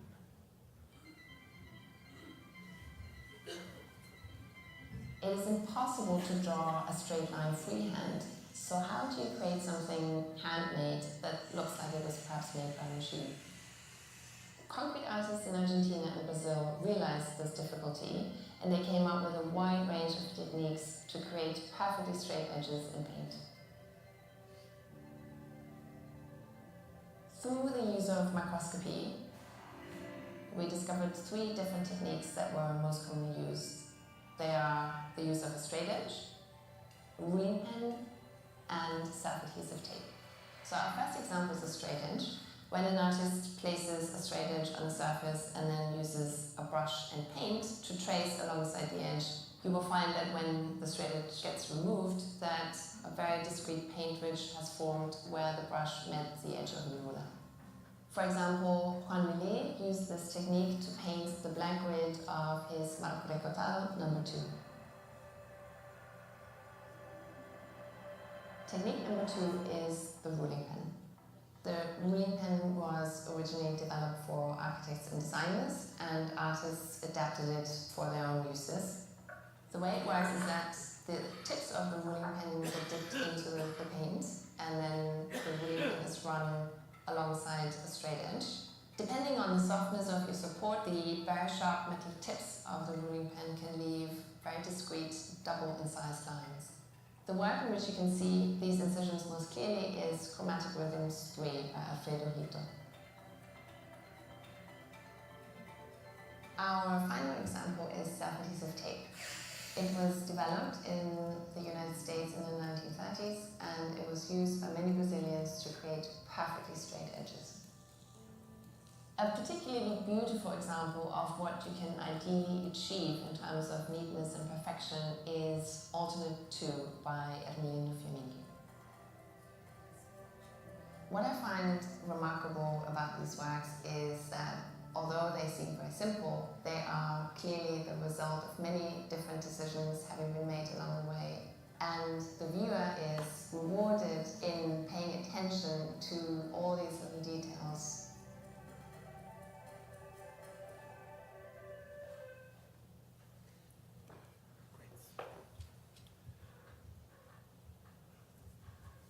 I might need your help again. Oh, maybe I can do this. Stop that, right?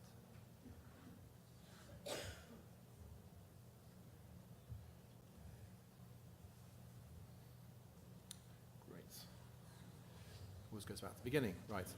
I just have one more slide actually to wrap up. This is, again, Louise had this in you've taken it out, what was really, one of the things that was really fantastic to see was that the Getty itself had 4 exhibitions during PSD LALA, including Golden Kingdoms, which was the kind of the big one. This was an extraordinary exhibition with extraordinary objects.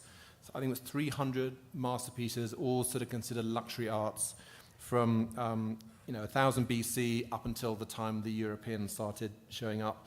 But we got more attendance. I mean, we did run for two more weeks, as the museum will point out to us every single time we start saying this. But we actually felt that there was such a clear interest in this topic, and that was just great to see. Just one other thing to say.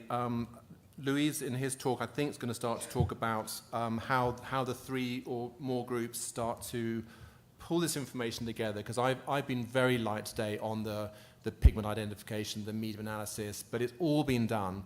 And I think we're all planning to kind of put this information onto a database that's been developed here at the university. I just wanted to focus on this particular area, which is clearly about getting some of this information out to the public.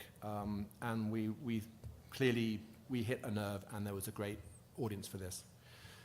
So I'm going to finish because I'm a bit early, but I think we catch up some time. So thank you very much.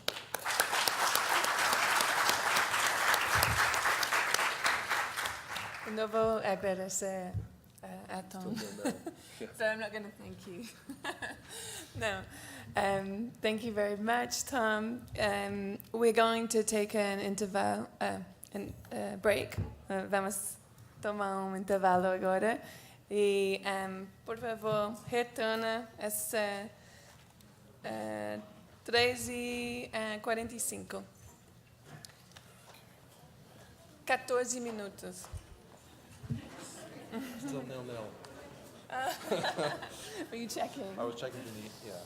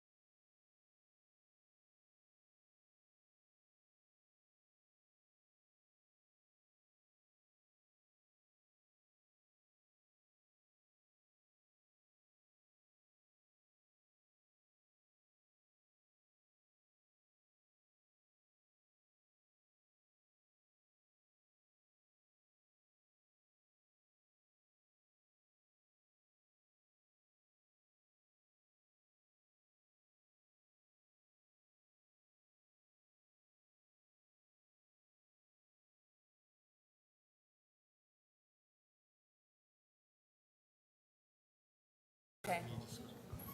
Me desculpa. Perfeito. No, you got it. Eu vou apresentar agora o MacGlinchey. Chris is the Sally and Michael Gordon conservation scientist at the Museum of Modern Art in New York. He joined MoMA's conservation department in 1999 to create and head the scientific section of the department. He provides scientific support to media represented in all curatorial departments of the museum, mainly painting, sculpture, architectural and design objects, works on paper, and photography. His research interests include consolidating adhesive for porous and flaking paint, adhesives for hinge mounting contemporary photographs, the characterization and analysis of consumer and artist paint, X-ray fluorescence analysis, and museum climate management studies. He's the author of the chapter focused on elemental pigment analysis of paintings using X-ray fluorescence in handheld XRF for art and archaeology. And as I mentioned yesterday, many of the works that were in our study are now at MoMA. And so they're now in the care and in the research process of Chris's department. Thank you, Zana. And I have two apologies to issue. One is I apologize, but I'm giving this presentation in English. Another one is I'm just reading from prepared text. And the reason for the prepared text is I just want to keep on time. So with that in mind, let me start my timer. And I will begin. I'd like to thank the organizers for their hospitality and interest in organizing this conference. In particular, I'd like to thank Luiz Souza for his friendship and professionalism. I'd also like to thank the Getty not only for their support to attend this conference, but also what they shared regarding the works they examined and treated for their exhibit, Making Art Concrete, works from Argentina and Brazil in the colleccíon Patricia Phelps de Cisneros. My presentation starts with a little background on work I've previously done regarding paint made specifically for consumers and its use by artists in MoMA's collection. I then show some examples of works gifted by Patty Cisneros to MoMA, and I conclude with an overview of scientific developments in the first half of the 20th century that may aid our understanding underlying ideas found in some of these works. This latter point I would like to explain a little further before I begin because it has been somewhat overlooked. Between 1900 and 1950, physics has had a profound impact on our understanding of the universe. Actually, multiple worlds, as I will later explain. The relationship or transmutation between mass and energy, the concept of the observer and relativity, and what happens at the atomic level through quantum theory. In the 1950s, C.P. Snow wrote the book, Two Cultures, where he describes the unfortunate state of affairs between scientists and humanists. And he casts a harsh light on both so as not to play favorites. But he expressed the desire to have communication open up between the two groups. I bring up C.P. Snow's book for two reasons. One, the scientists I will be discussing, Heisenberg, Einstein, Schrödinger, and the Brazilian physicist Mario Schoenberg, were brilliant physicists and actively interested in humanism. So lucky for me, they don't apply to C.P. Snow's worst fears. And two, the group of artists that are the focus of this meeting embraced aspects of science in their own way. So what C.P. Snow said about humanists does not apply to them.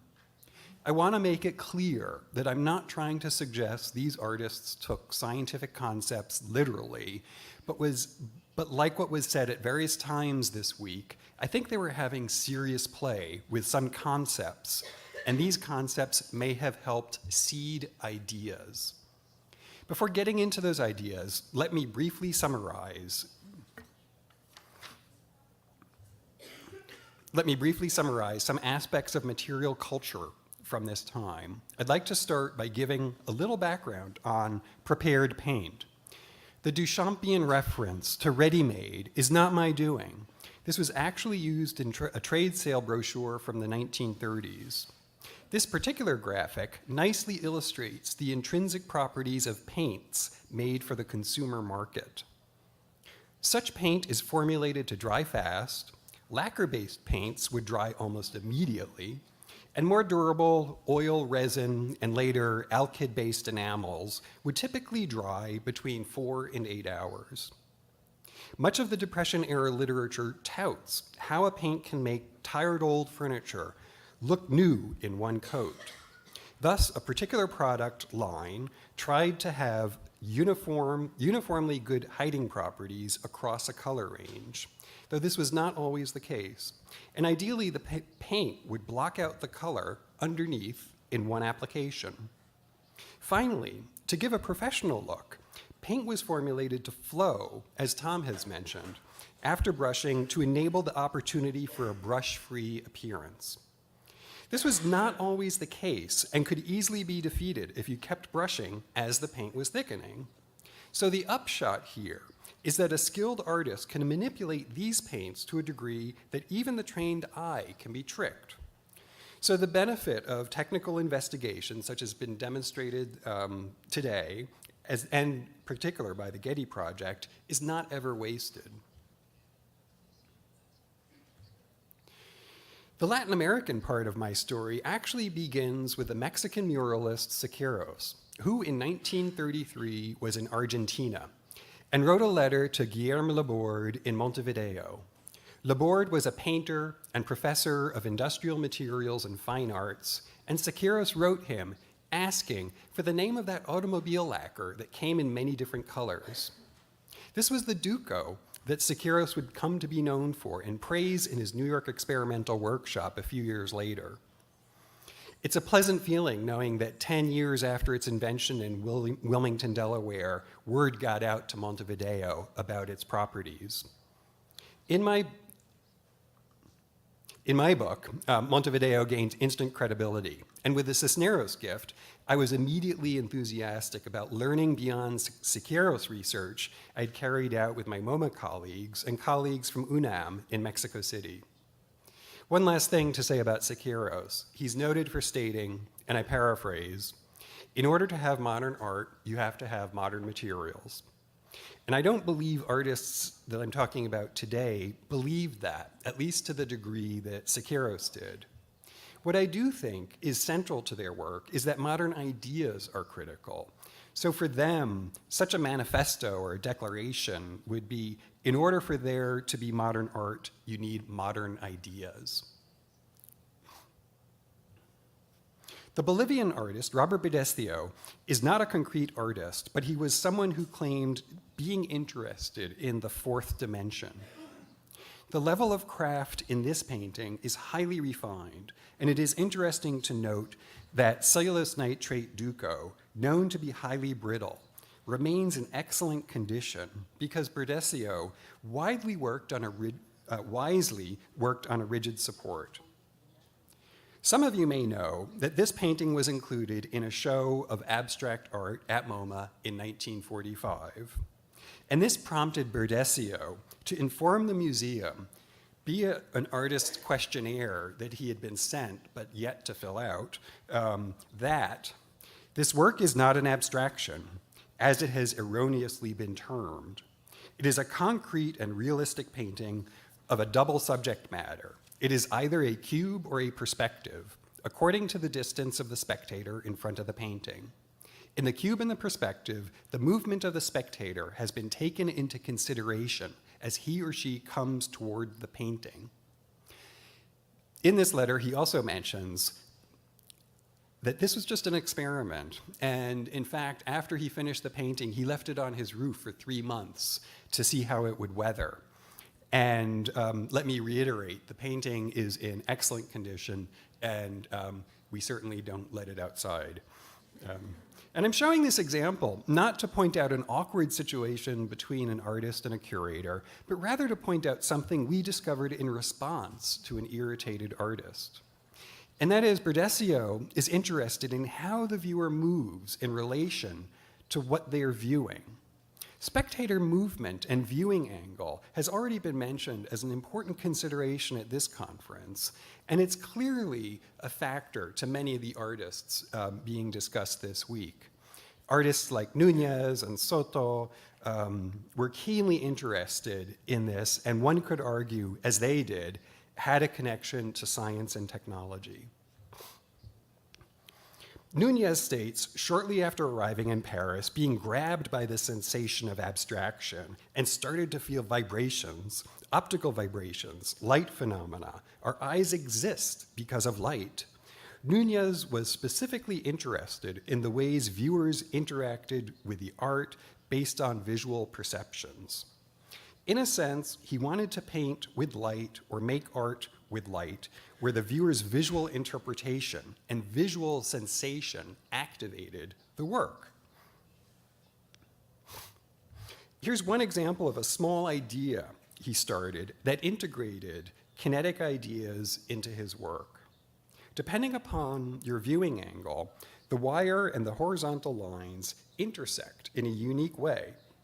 And if you move, the intensities from those intersections change. The wire is so fine that sometimes you have difficulty seeing it, but you do see more clearly those intersections. So in a sense, the lines look alive as you move. He later takes this idea further by creating what he calls holokineticismo in an art form-based holography and kineticism. He is quoted as saying, "Art does not make concessions. It is the top of form and content. It is common to want to differentiate art, science, and technology, emotion, mind, and action. But however, there is no evolution without their union. With multiple creative existential concerns, I sought to capture an all-energy mind matter." The visual effect with Soto is the same, but carried out in a more elaborate manner. In her essay on the catalog Jesus Soto, La Física, Gladys Yunez states, Soto combines both science and art by maintaining the ambiguity of space and the relativity of time and dynamics of movement, the notions fundamental to the physics of the 20th century. So there are some scholars talking about the connections between physics and art. Shifting gears just a little bit, I want to show our material findings concerning some of the Cisneros works. One of the first things we examined was this work by Omar Carreño. After careful examination, we believe this work had a prior life where the individual panels that you see horizontally oriented here were not fixed, but could be exhibited randomly as part of Carreño's Transformable series. The paint is alkyd enamel, and the individual panels have a curvature that existed prior to being nailed from side to side. The alkyd paint attachment is weak, has a weak attachment to the wood, and we think some of the paint flaked off as it was being nailed by the artist. This helps explain the prior transformable life, as well as considering the alkyd had sufficient time to become hard and brittle at the time it was being nailed. The slightly different color that you see in the lower right image is also alkyd and has exactly the same type of brush handling, and we believe that this was the artist's retouching of areas where the alkyd had flaked off as he was assembling the work together. The work is stable now, and we think the poor attachment of the alkyd wood originated from using a cheap and possibly free wood that might not have been properly kiln dried. Perhaps it was salvaged from a wooden crate or some other source. The diptych by Lufert nicely demonstrates his integration of interests as a painter and his skill as a printer. Both black and white panels, and you can't see it. You can barely see it in the black, and you cannot see it in the white, but there are actually two swipes of a printer's brayer across the canvas. And some efflorescence has developed in the black Breyer mark, which is something that we'll be treating shortly. And here, this shows Leffert's interest as a painter and a woodworker. It's fairly late for the works in the neoconcrete group, but it shows his interest in craft. And the registration of each wood element, 4 pieces of wood in each corner, is perfect. How we think this was made was by taking 2 slats of wood of equal width and cutting one in half, lengthwise, and putting a double rabbet in the other piece to receive the cut pieces. Being an amateur woodworker myself, I made a mock-up and mitered it, and this is exactly the same registration. It was perfect. And we've yet to x-ray it, but as you look carefully at these intersections of the wood, you can see a slight opening up of a rabbet in some areas. So this is what's, at present, the only evidence that we have that this approach to construction is how it was actually made. But given the registration of essentially 16 wood pieces, we think this is reasonable. And the fact that he was a furniture maker is lending credence to this. The next 2 examples illustrate a certain playfulness with mathematical formula. And you've seen this Losa before.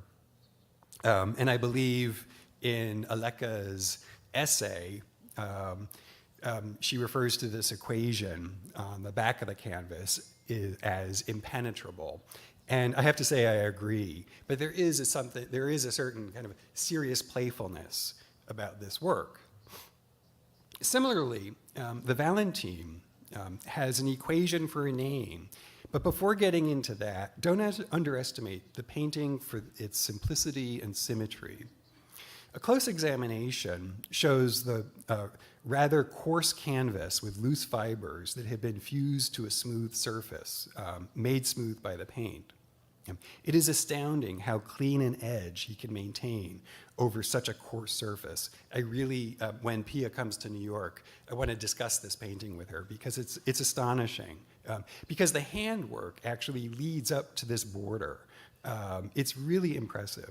I don't see any evidence of a mechanical intervention, but Pia has seen more than I have, so maybe she can enlighten me. Oh, sorry, I meant to show that as I was saying that passage. The name 2x minus 2 was pointed out by a graduate student who was looking at the painting to be the equation for a line, which is true.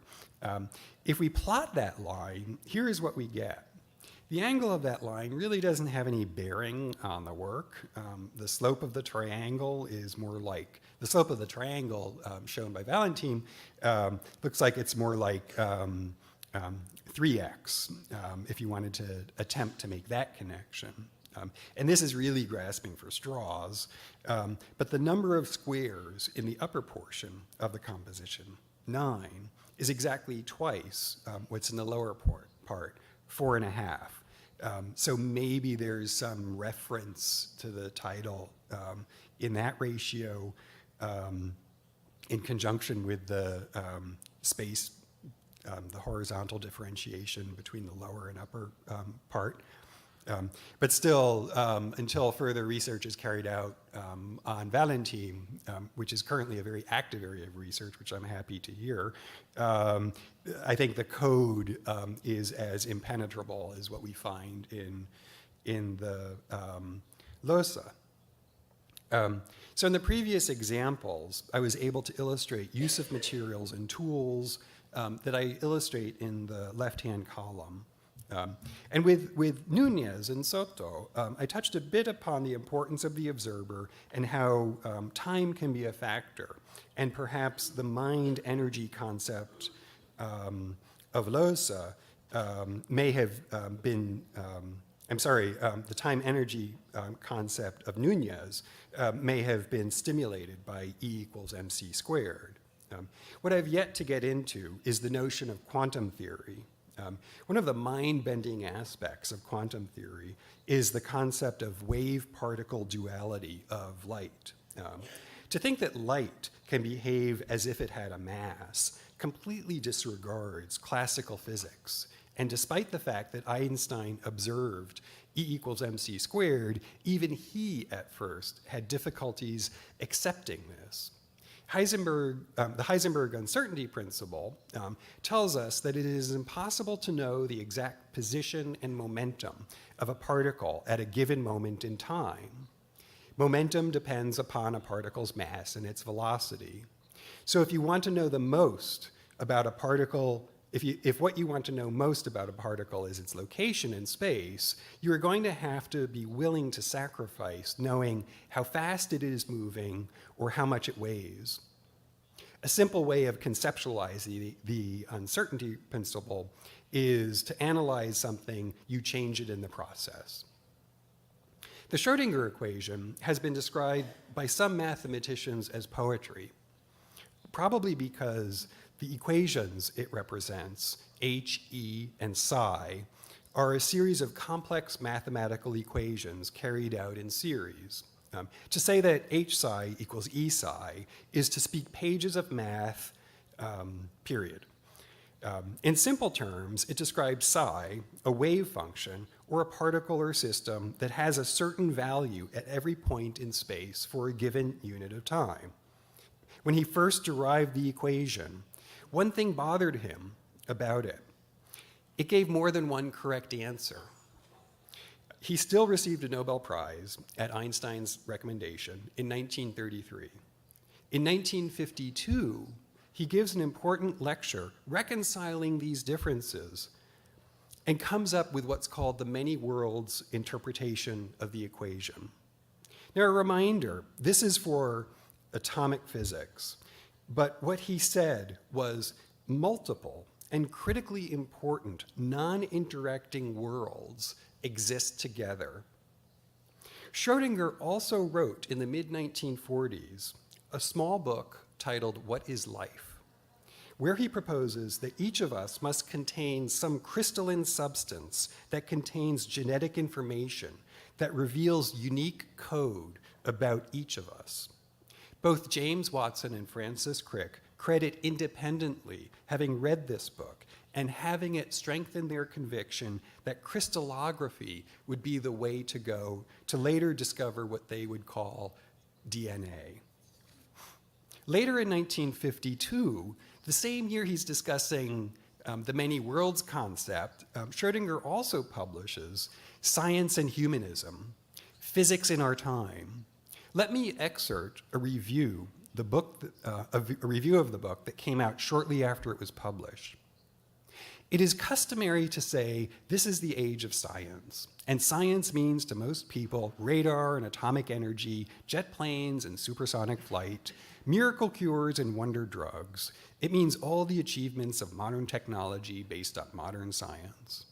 With this outlook, many engaged in industry and technology lose sight of the fact that science is much more, and this is continuing the quote, that science has completely changed spiritual values and our whole outlook on the world and its meaning. This is 1952. For instance, and now this is me, for instance, one thing Schrödinger has said about consciousness, he finds the notion that a living being loses consciousness at the same point in time the body dies as distasteful. In addition, he formed the opinion that Oriental philosophy has a more advanced understanding of consciousness than the West. I mention this because shortly I will be describing the Brazilian physicist Mario Schoenberg and his involvement with Brazil's artistic circles and a possible validation of the Oriental concept of Yi Jing by Schrödinger's math. If you're having difficulty grasping the concept of the many worlds, maybe one of these can help. The cat in one state living and the other dead is derived from his thought experiment. And I picked this particular image because of the Gestalt graphic. Pardon me for mixing metaphors. The New Yorker cartoon, however, is one of my favorites, and I suspect you should be able to read that. But about your cat, Mr. Schrodinger, I have good news and bad news. Yi Jing, also called the Book of Changes, is based on a set of hexagrams a person can consult for answers. There are many interpretations of Yi Jing, and some say it lends credence to eternity. The concept of chance in Dada draws heavily upon Yi Jing. What's different from the Dada of the teens and neoconcretism of the 50s and later? When Dada was active, quantum concepts were in their infancy. Even Einstein had difficulty accepting this at that time. Perhaps the concept of Schrodinger equation, in particular its multiple worlds interpretation of 1952, bolstered this interest in Yi Jing. And I'm not the first person or the only person to make that connection. One thing to point out here is this was a very important translation from 1923. It was first translated by Richard Wilhelm in 1923 in German, and the German translation by Wilhelm was translated into Spanish. And this particular book has a poem by Luis Borges, who's an incredibly important Argentinian poet. And Borges wrote the poem, The Garden of Forking Paths. And there's this wonderful ambiguity about that poem, because on the one hand, he's drawing from Yi Jing, but physicists, humanist physicists, have actually pointed out that this is easily describing the many worlds concept of the Schrodinger equation. And last night, as I was, there's Yi Jing online, and so you can go online and ask Yi Jing a question. And so I asked Yi Jing, is there a connection between art and science? And I kind of randomly chose the hexagram. And so, it looks like I have a bit of an uphill battle because it says warmth and light are swallowed by deep darkness, but that I should stay true to my course despite the visible obstacles ahead. And then the situation analysis concludes, sidestep your aggressor's headlong charge, giving him the opportunity to fall on his face. So maybe what I'm talking about will ultimately get some credence in some circles. In addition to Mario Schenberg being a brilliant physicist, he was an art critic and interlocutor to artistic circles in Brazil. He also entered politics and was a practitioner of Zen and prolific writer in both science journals and popular literature. In his book, Pensando a Física, geared for the armchair physicist, he makes an interesting connection to science and artistic craft. In the chapter in this book titled Science and Society, he discusses how those that relied on slavery in ancient times rarely had an interest in innovation and advancing technology. Yet, during these times, he points out that urban craft-based artisans were interested in science and technology, presumably because they could work more efficiently or do something in a different way. I find it fascinating that he's making this observation. To me, this suggests Schenberg saw kindred spirits in the artistic circles that he was sharing information with. In a recent essay on Mira Schendel and Zen, Isabel Witteleg is quoted, Schenberg's interest in non-Western ontologies could easily be recognized with non-Newtonian physics. Unfortunately, the non-Newtonian angle and its possible influence on Mira Schendel is not really pursued any further in that particular essay. So what I want to ask now is, after having introduced the many worlds concept, in this painting, the question I have is this two vases, or is this the same vase twice? You can't quite see it here, but they are painted in identical manner, and the viewing angle is exactly the same. The ridge of the vessel, or vessels, the ridge of the vase, or vessel, is scribed in exactly the same area for each vase to reveal paint underneath. So could this be conveying the many worlds concepts for this vessel? The backgrounds are totally different, and there's a clear division of space. There's another painting from 1954 where she does exactly the same thing with a slightly different style of vessel. And in that painting, I'm sorry I don't have an image of it, it's a private collection, and I was unable to get a decent resolution image.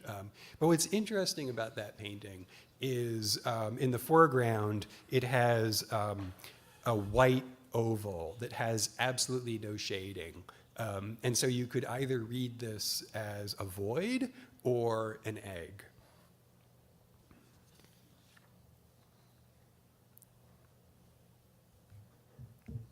And this graphic object by Mira Schendel, the rice paper the work is printed on was a gift from Schenberg.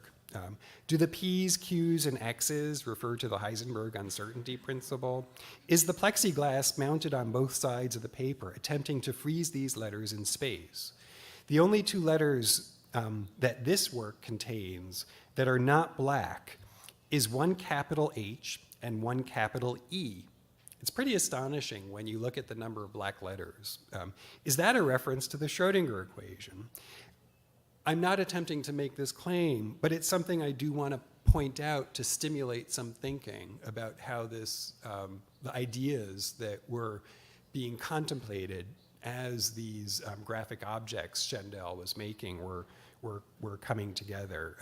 People talk about this from a Zen Buddhist perspective, but which is fine. Looking at Lygia Clark and the transformation of her work, this is a beautiful early work of hers. But look at how different her work is 10 years later. Both titles use the word modulated. If I substitute the word change for modulated, does the work on the left refer to changes in shape and the work on the right changes in location? If so, that's a pretty clean way to convey the spirit of the uncertainty principle. Is it right for me to pair these works together? Perhaps. Or perhaps I committed the same type of mistake the museum curator did when including Berdessio's painting in an exhibition on abstraction. I don't know. Maybe I'll learn something. As a scientist, working more than 30 years providing technical support to conservators and working with curators on exhibitions, primarily investigating materials and processes like have been discussed this week. With this particular group of artists, from and related to the Cisneros acquisition, something feels different. I repeatedly find myself to these works for their imagery as much as for their construction and craft. Rightly or wrongly, this is my idea of Gesamtkunstwerk. So let me just conclude by showing, there's a pretty rich history of Latin American art at MoMA. In the first 15 years, the curator that was responsible for that came to Latin America that collected works was primarily interested in representational works, so thus that accounts for many of the first 15 years. But in the last 10 years, I think we've begun to make up for that. And one exhibition I'd like to point out, because Lygia Clark and her abandonment of art was something that has been previously discussed at this conference. And this exhibition that we had, we actually worked with her foundation and made reproductions of the works that she wanted people to experience.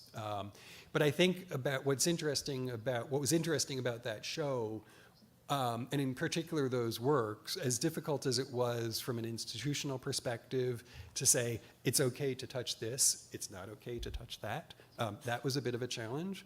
But the experience and the manipulation of handling those materials, and I think that this emphasizes something that Ligia was trying to get at, and perhaps that is an example to the uncertainty principle, that if you want to know about something, you have to manipulate it. So I find it quite interesting. And right now the Musée MoMA is in the middle of a busy expansion. And, but we are gearing up 2019, and we are so pleased to present and it's an understatement to say selected gifts from Patricia Cisneros, because I think almost 80% of the collection is going to be on view. It's going to be a massive show, and we are not only looking forward to it, but I'm actually just looking forward to getting back to New York and continue the examination. So I think I'm on time. You are. Awesome. So there's a bonus here. And I have a video. It's nothing scholarly like Tom showed. I really apologize. This is definitely not a MoMA video. But this is, when I was thinking about this and how artists and non-scientists conceptualize science, I immediately thought of this film clip from Animal House, which is from 1978, and they're contemplating a universe on your fingertip. And if you notice in the background, the young student has art posters. So I think that this is particularly germane. So I'm gonna. That means that our whole solar system be like one tiny atom in the fingernail of some other giant being. Oh, this is too much. That means that one tiny atom in my fingernail could be one little tiny universe.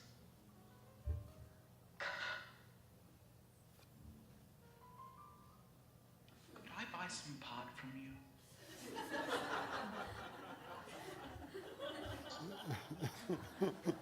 So that's the clip. So I just wanted to include this clip. I just want to include this because I really want to emphasize that artists are having fun with this. I really do not want to make the claim that artists are taking science so seriously that they want to accurately show, the electron distribution around an atom. It's nothing like that. They're using these really abstract scientific concepts as seeds for ideas. And I don't want to suggest such a connection exists for all, and I do not want to suggest that they are exclusively the reason that motivates an artist to work. But sometimes when you have two reasons to do something, you're motivated a little bit further and you feel a little bit stronger in your convictions. And I really do feel that the transformations in physics by the 1950s were profound, and I think to some extent we've forgotten that. And the other thing that I didn't mention is post-World War II. It's been mentioned earlier. We knew the devastation that atomic physics could wreak on the planet.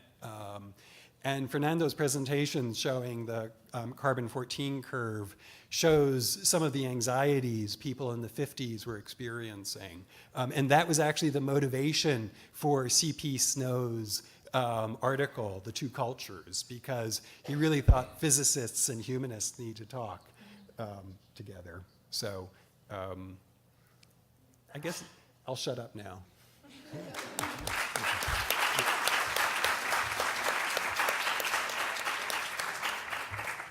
Thank you. Thank you so much, Chris. Pouco difícil apresentar Luiz a vocês. Eu acho que todo mundo já conhece muito bem quem é.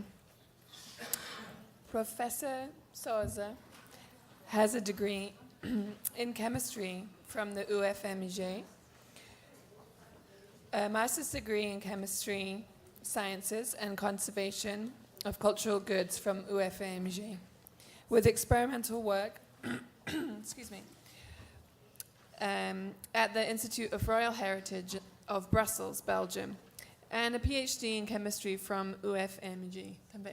You can see he's very loyal to his institution. He has experimental work done at the Getty Conservation Institute in Los Angeles, and he was a former postdoctoral fellow at the University of Perugia. Perugia. Where is that? Italy. At the SMART Center, Scientific Methodologies Applied to Art and Archaeology. He's currently, as I think everybody knows, the coordinator of La SICOR here at the Universidade Federal de Minas Gerais. Thank you, Luiz. Well, thank you. This is the last presentation of the day. Most of my colleagues have already presented. Sorry, why am I speaking in English? Boa tarde, desculpem. Eu continuei falando o que ela estava falando. E, bom, essa é a última apresentação do dia. Vários dos colegas já falaram. E eu, então, fiquei retrabalhando minha apresentação para poder tentar vincular ao que foi apresentado e não ficar repetindo muito. Então, vamos ver se eu consigo. Agradeço a todos por ficarem até agora. Bom, então, eu mantive o título da sessão, História da Arte Técnica, Materialidade da Arte Construtiva, e vou tentar, então, retornar a algumas das questões que foram colocadas e mostrar um pouco mais diretamente do nosso trabalho na parte efetiva de análise de materiais. Muito bem, aqui estão todas as parcerias, e agora a gente já está olhando para frente. O fato do Chris MacGlinchey estar aqui é um lugar ainda que a gente já está olhando para frente nos possíveis trabalhos com a equipe lá do MoMA em Nova York, para a qual a gente já está muito animado também. Bom, vou fazer uma breve introdução, discutir rapidamente sobre a metodologia, porque vários colegas já falaram, apresentar uns estudos de caso e algumas conclusões e também apresentar direções futuras. Não posso deixar de agradecer desde já a abertura, o profissionalismo e as amizades que foram geradas nesse trabalho nas instituições que a gente trabalhou. Museu de Arte Moderna no Rio de Janeiro, Pinacoteca do Estado de São Paulo, na coleção Tuiuiu, que é de propriedade privada, mas tivemos uma experiência fantástica com o Luiz Antônio Almeida Braga e sua família, e também aqui do Museu de Arte da Pampulha, em Belo Horizonte. Vou passar rapidamente pelos lugares que a gente trabalhou, no Museu de Arte Moderna do Rio de Janeiro. Aí a equipe, lá vocês podem ver o visual da Bahia, e a equipe trabalhando já com alguns dos equipamentos. Eu não vou me deter na metodologia e na descrição dos equipamentos, então vamos aproveitar já desse slide para mostrar. Nós estamos com equipamentos portáteis, esse é um espectrômetro de infravermelho, esse é um microscópio, e tem vários outros equipamentos que foram, então, transportados para os locais onde a gente trabalhou. Então, foi uma combinação de trabalho em campo e trabalho em laboratório. E também alguns trabalhos foram desenvolvidos junto ao Instituto Getty de Conservação e outros aqui também usando da infraestrutura da Universidade Federal de Minas Gerais, com colegas do Departamento de Química, do Departamento de Física, do Centro de Microscopia. Muito bem. Na Pinacoteca do Estado de São Paulo, aqui também a equipe trabalhando, e vocês já podem ver uma das obras que foi estudada na sua forma de apresentação como a Pinacoteca tem feito nos últimos anos. Né? Mas isso aí também a gente já está discutindo com eles. E acervo, coleção Tuiuiu, de propriedade do Luiz Antônio Almeida Braga e Luciana. E esse aí é um penetrável do Oiticica, no sítio dele em Itaipava. Então, foi uma visita também, além da satisfação do trabalho em si, das descobertas, as próprias visitas também foram uma grande satisfação, tanto para mim, quanto para toda a equipe que trabalhou. Só um minutinho, Zana, que horas eu comecei? Porque meu celular... Ah? Ok. Tá bem. Muito bem, então a equipe aqui no sítio, já com obras, algumas delas já foram mostradas aqui, Aloysio Carvão, Milton da Costa, Lígia Clark, e a equipe aqui totalmente interdisciplinar. Vocês vão ver várias documentações que foram feitas, foram coordenadas pelo nosso colega, professor Alexandre Leão, que coordena um ainda recente laboratório, que pode ser considerado um spin-off do Laboratório de Ciências da Conservação, que é o Laboratório de Documentação Científica por Imagem. Toda a parte de documentação ficou a cargo do professor Alexandre Leão e de sua equipe. E a gente reconhece pela qualidade, pelo profissionalismo. Infelizmente, o professor Alexandre é vice-chefe do departamento e teve que voltar para a escola agora há pouco. O Alexandre está aqui coordenando os trabalhos. E trabalhamos também no Museu de Arte da Pampulha. Né? Estive lá ontem com a Luciana, né? Essa é a frente do museu, um lugar também muito agradável de se trabalhar. E uma salinha muito pequenininha, né, Luciana? Mas deu tudo certo, os equipamentos estão aqui, a equipe trabalhando, conseguimos ajustar para levar à frente os trabalhos de campo. Muito bem, a professora Alessandra já usou, né, desse slide, eu mudei aqui, né, a gente teve trabalho de campo, de laboratório, um trabalho em equipe, né, com princípios da história da arte, envolvendo também análise de materiais, resultando, então, no que a gente está chamando, né, de história da arte técnica. Um trabalho muito importante, vou ressaltar aqui, né, essa questão hoje de acesso a equipamentos, ainda vou discutir um pouco mais sobre isso, mas o acesso a equipamentos e, às vezes, a falsa impressão de que são os equipamentos que vão resolver tudo, análise organoléptica, o uso dos sentidos para se conhecer uma obra de arte é muito importante. Eu tenho meus alunos aqui que não, né, que são prova do que a gente tem discutido na sala de aula, e eu enfatizo muito isso. Né? Então, a análise organoléptica enquanto metodologia mesmo de trabalho, de aproximação e de apropriação da obra de arte.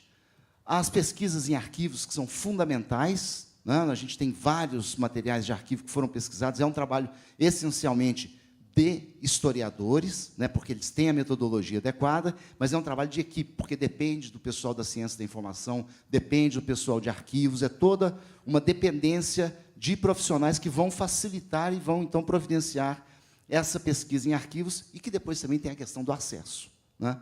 Vamos deixar o acesso ao que foi trabalhado também.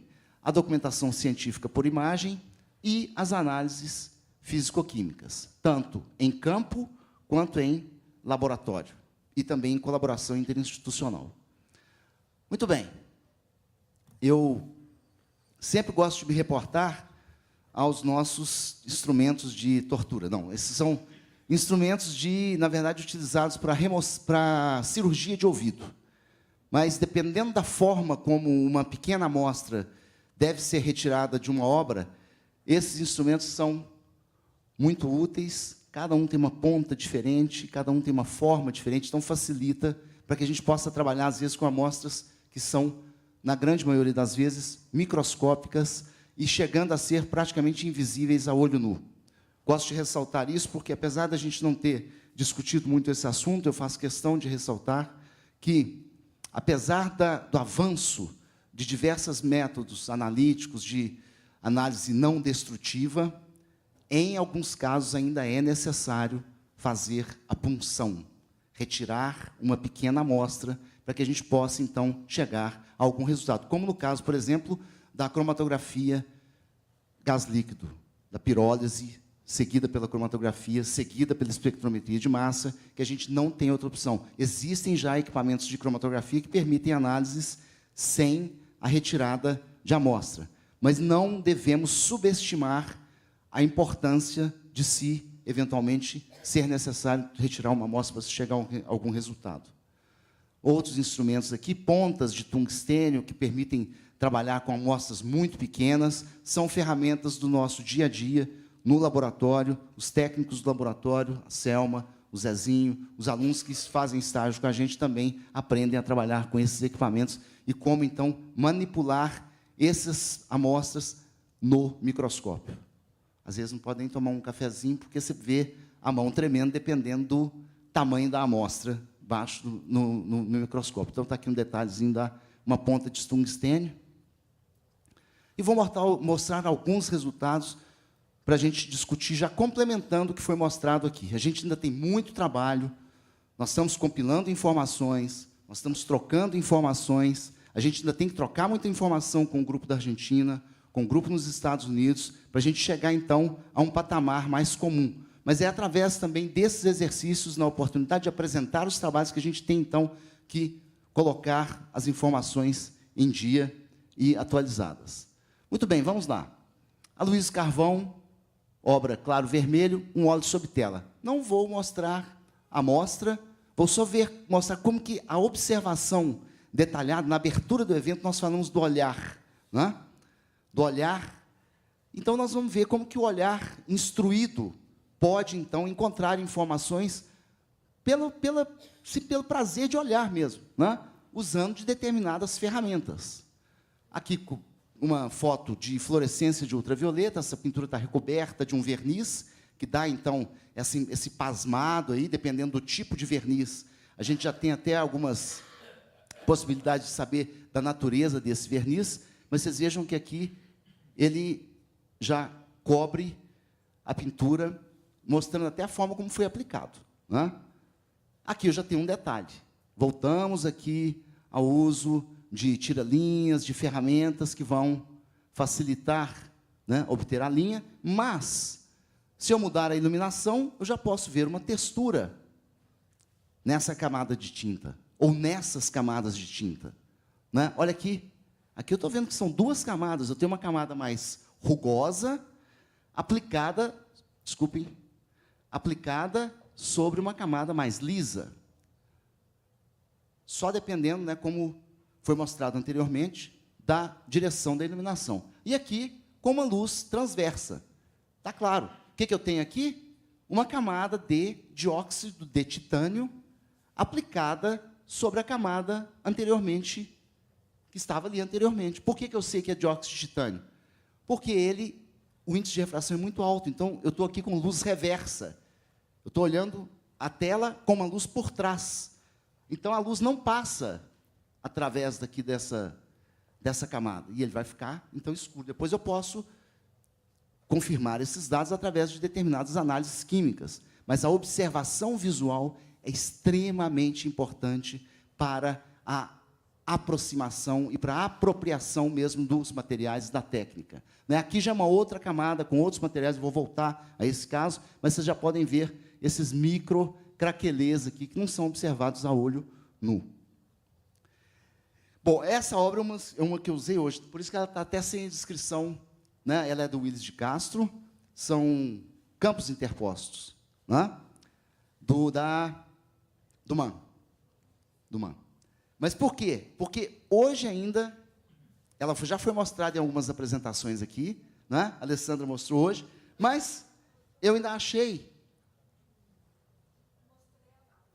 foi a outra, foi planos, né? Mas encontrei aqui que a gente não tinha percebido ainda, né? Depois de dar aumentar mais a imagem, então aí as marquinhas, ele fez um quadrado usando do compasso, né? Ou seja, faz um círculo e depois no centro dele você consegue traçar o quadrado normalmente. E aqui novamente a base de preparação escura. Várias obras do Luiz de Castro estão com bases escuras, umas mais cinza, outras bem mais escuras, e está um constante, ou seja, já é da técnica mesmo de preparação da superfície que foi receber as demais camadas. Aqui são números, mas já são resultados já. Essa obra, a partir de, nós tivemos determinado, ou na Pinacoteca, ou no Museu de Arte Moderna do Rio, ou junto à coleção Tuiuiu, a gente teve muito cuidado com a amostragem. Né? E, em determinados casos, a gente tinha ali o conservador ou o curador do lado de olho. Óbvio que, mesmo que ele não tivesse de olho, a gente estaria com o cuidado devido. Mas, nesse caso, por exemplo, foram amostras muito pequenas, e com uma amostra a gente teve que fazer milagres de identificar a camada de verniz superior, separá-la no microscópio e fazer os determinados, tomar os devidos espectros e interpretar. Então, nós conseguimos identificar uma camada de verniz acrílico aqui por cima, né? A tinta verde é alquídica, inclusive tem sulfato de bário. Aqui são resultados de espectroscopia no infravermelho. Né? O branco é alquídica também, o background preto, a base preta é alquídica, e aqui já começam a aparecer evidências que foram discutidas, aí, inclusive, pela Corey, mais cedo, ao uso de talco. Olha só que interessante, essa obra é fantástica para se aguçar mesmo o sentido do olhar. Né? São vários tons de cinza, preto, preto brilhante, preto fosco. Essa é do Fiaming, virtual número 13, do MAN, Rio. Mas olha aqui como que só a fluorescência de ultravioleta já permite, pela experiência que a gente já tem, já permite se chegar a algumas hipóteses sobre quais materiais. Então, olha só. Aqui, luz visível, luz ultravioleta. Aqui, olha o detalhe, né? 1, 2, 3, 4, em termos de profundidade do preto. Eu não vou mostrar os espectros, vou só comentar. São variações de uso aí de dióxido de titânio, de branco de zinco, que são brancos, e o preto colocado ali em determinadas concentrações para se chegar a isso aí. Dá para ver muito claramente, o que nós usamos foi um espectrômetro de raio-x portátil, que vai permitir verificar, como o Fernando mostrou mais cedo, no caso do uso da microscopia, como a microsonda, você pode ver os elementos que estão ali na camada. Aqui a gente está usando um equipamento portátil de raio-x, de espectroscopia de raio-x, e podemos ver, então, que há um jogo mesmo de uso de dióxido de titânio, carbonato de cálcio, óxido de zinco e do pigmento preto para se chegar a essa diversidade aqui de cinzas.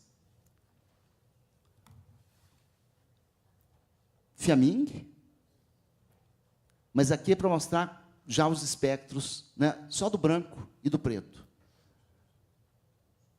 O branco de titânio, carbonato de cálcio, está mais na carga, carbonato de cálcio não tem cobertura, ele não cobre. Né, já o branco de titânio cobre, vocês viram pela foto com a luz reversa.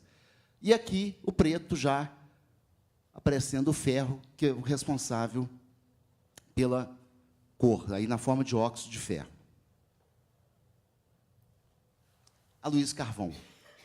Esta obra, ela tem uma particularidade, aí nós não vamos entrar aqui em detalhes sobre, né, mas o Carvão já foi citado enquanto, né, o gosto dele, a predileção dele pela cor, pelas cores profundas. Então, essa obra é muito expressiva dessa apreciação do carvão pela cor. 2 tons diferentes, mas aqui a gente tem vermelhão, sulfeto de mercúrio, que é um pigmento usado desde a China antiga. Né? Pode ser usado hoje, pode ser encontrado hoje, mas não tão comumente quanto os pigmentos já provenientes da química, da Revolução Industrial, já do século XIX, aqui vermelho de cádmio. Então, a obra chama Vermelho, Vermelho, é um vermelho de cádmio e um vermelho vermelhão.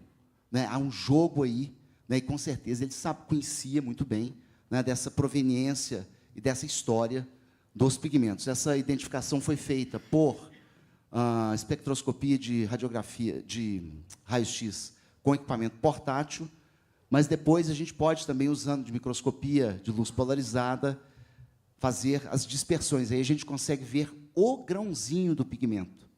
E aí, dependendo da forma como a gente trabalha, dá para você ver até a técnica de produção deste pigmento. Nesse caso aqui, eu acho interessante mencionar esse jogo entre, né, o moderno e o antigo. Fiaming, novamente. Aqui a fluorescência de ultravioleta dá algumas dicas, mas eu acho que já está mais ligado eventualmente, à restauração mesmo. Mas eu vou mostrar como que a observação detalhada da amostra, como que ela é tirada, de onde ela vem, qual a profundidade que foi atingida, e como que ela deve ser documentada antes de se montar o corte estratigráfico, que é a partir do corte que a gente vai poder ver a sequência das camadas. Então, está aqui, e aqui uma amostra, vista frontal, e aqui a vista posterior. Vocês podem ver que tem texturas diferentes, tem brilhos diferentes, tem forma de quebrar diferentes, né? Com o tempo, a gente vai acostumando. Você vê uma amostra de carnação de uma escultura policromada, você vê uma amostra de uma têmpera, você vê uma amostra de uma pintura a óleo, você começa a ver no próprio microscópio como que ela quebra, né, a fissura dela, quais são os hábitos, né, como o pessoal que trabalha na geologia com minerais. É a mesma metodologia, quer dizer, é mais para século XIX, mas que é muito útil ainda. A microscopia, durante muito tempo, ficou relegada. Isso é coisa de século XIX, não é moderno. Mas, com o advento da nanotecnologia, a microscopia retomou muito da sua importância. Nós temos um centro de microscopia aqui na UFMG, que é um dos mais importantes, aqui, com certeza, da América Latina, talvez o mais importante, e eles têm microscópios. Agora, antes a gente só tinha microscópio lá no laboratório, né? Com exceção dos microscópios no ICB, mas microscópios para trabalhar com biologia. E na geologia, agora não, a microscopia ganhou novamente força, existem equipamentos muito bons, equipamentos muito caros, mas também microscópios já com o advento das câmeras digitais, né? Você compra hoje um microscópio USB que te permite ver, né, determinados detalhes. Aqui é um corte estratigráfico, ou seja, é essa amostra montada numa resina polida, e aqui a gente já pode ver 3 camadas, vocês estão percebendo? Não é? Estão vendo esse craquelê aqui? Ó, é um desses que está aqui. Ou seja, só a camada de cima é que teve essas fraturas. Em função de quê? Da sua constituição. E aí nós vamos ver a imagem, então, ao microscópio eletrônico. Olha como que, em função da densidade dos elementos químicos que compõem esses brancos, o microscópio eletrônico vai documentar, a gente vai ver essas camadas de forma diferenciada. Eu tenho aqui, então, o quê? Tem titânio, tem cálcio. Estão vendo uma marca aqui?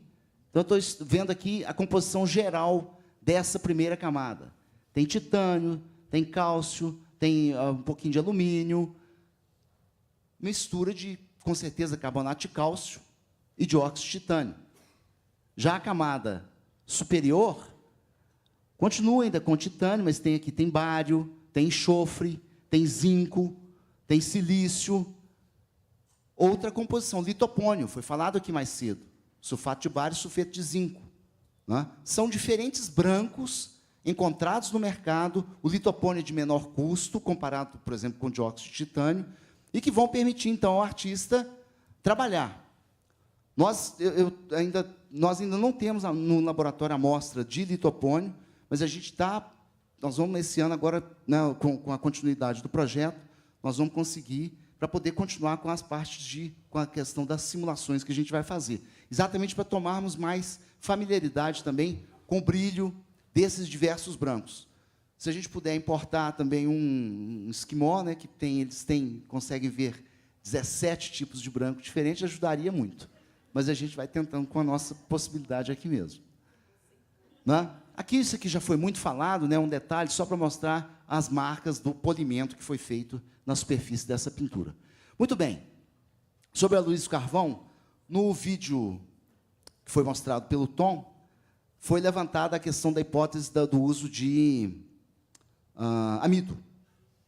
Né? Eu fiquei também nós ficamos, né, todos muito impressionados com essas rugosidades na superfície da pintura do Aloysio Carvão. Nesse caso é um verde lilás, né? Isto, verde lilás. Mais à frente eu vou falar sobre a composição do aglutinante, que também é interessante o resultado que a gente teve, né, Vitor? Mas vocês podem ver aqui. Aqui também já o mesmo sinal daquela vermelho. Olha, uma tinta mais com grãos mais com tamanho diferenciado sobre uma outra camada mais lisa. Muito bem. Consegui tirar uma pústula daquela. Consegui tirar uma brotoejazinha daquela ali. Estava tentando, aí consegui tirar, está aqui separada. Essa foto é da nossa base de dados, tá? Então, a base de dados já está com isso tudo acessível, a gente acessa online, de onde estiver, com a internet, dá para acessar. Então, vocês estão vendo aqui, ó, ela está recoberta de verniz, mas aqui está a forma, né, arredondada, esférica. Aqui está de onde ela foi tirada, a localização, local aqui em maior detalhe, e aqui na listagem que a gente tem para acessar os resultados através da base de dados. Pronto, montei num corte estratigráfico. E aí foi uma surpresa, porque eu conversei com o Alan Phoenix, que é cientista lá da equipe do Getty Conservation Institute, e nós fomos, então, estudar essa amostra no microscópio eletrônico. Tá, ela aqui, a foto dela. Isso aqui são fotos a Corey mostrou de uma outra forma hoje mais cedo, as fotos de distribuição de elementos. Então, deixa eu só comentar para vocês aqui. Esse aqui é o espectro que mostra a variedade dos elementos que estão presentes aqui. Tem zinco, tem cobalto, tem ferro, tem cromo, tem titânio, tem cálcio, alumínio, silício, zinco novamente, cloro. E aqui a distribuição. Cálcio, nela toda praticamente. Potássio, um pouquinho só. Então, com base nessa distribuição e nessa composição, o Alan, muito gentilmente, e pela curiosidade mesmo que gerou de se estudar essa micro esferinha ali, olha a riqueza de pigmentos que foram encontrados dentro daquele universo ali, né?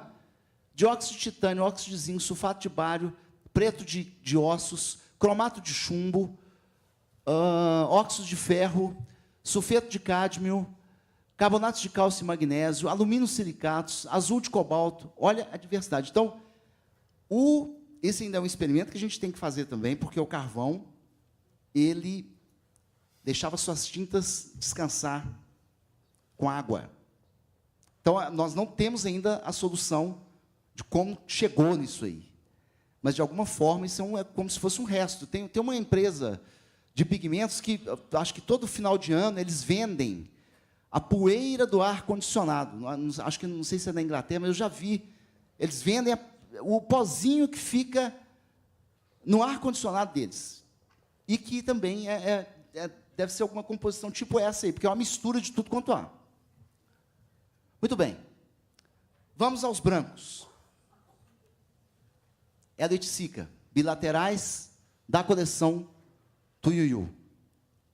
Branco de um lado, branco de outro. A professora Seara já mostrou um detalhe, né, da parte interna, né, da parte estrutural. Eu não vou entrar nesse detalhe. Mas vamos dar uma olhada. Né? Então, está aqui, frente e verso, lado A e B, que a gente chamou. Né? Está aqui. Muito bem. Retiramos uma amostra. Olha a complexidade de camadas brancas para se chegar àquele branco. Aqui estão todas as camadas. Aquelas estruturas que a Corey mostrou, olha elas aqui de novo.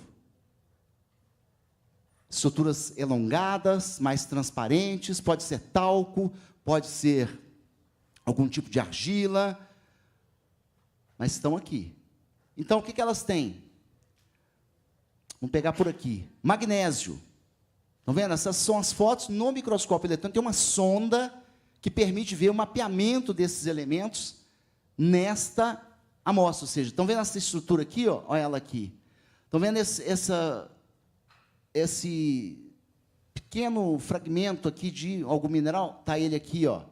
Então, ele tem muito magnésio, mas ele não tem nada de enxofre, ele não tem nada de ferro, mas ele tem também, esse aqui, ó, ele tem enxofre, ele tem, olha a distribuição de titânio, olha que interessante, quanto mais próximo da superfície, maior é a concentração de dióxido de titânio, que é o pigmento branco, que a gente está vendo, tudo que tem aqui, que a gente está vendo aqui, com certeza é dióxido de titânio, porque é o pigmento, né, que foi, hoje em dia, a indústria produz para fábrica de tintas, para tudo, praticamente todo branco que a gente está vendo aqui é dióxido de titânio, com certeza. Então, olha só, essas estruturas têm magnésio, tem enxofre. Enxofre, o mapeamento de enxofre combina com o mapeamento de zinco e de bário.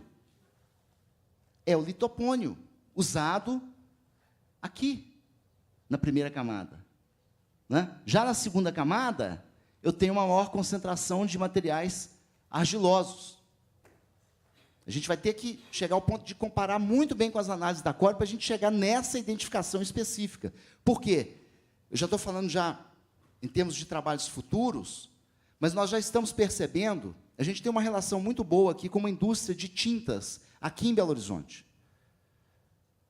Não tem problema nenhum falar, é a BEMA. BEMA é uma fábrica de tintas. Eles fabricam a própria resina acrílica e eles produzem tintas e vendem tinta para pintar. Aqui na própria universidade, a gente tem vários prédios que foram pintados com a BEMA, tinta da BEMA. Muito bem. Os dois químicos da BEMA fizeram pós-graduação com a gente. O André e a Sandra. E, como todo bom aluno de pós-graduação, se tornaram grandes amigos nossos da equipe. Muito bem. O André tem muita experiência da história das tintas. Na década de 70, a indústria mudou a sua matéria-prima. Então, nós temos que mapear muito bem a partir de quando a indústria parou, a indústria brasileira parou de usar este tipo de material argiloso na composição dos seus brancos.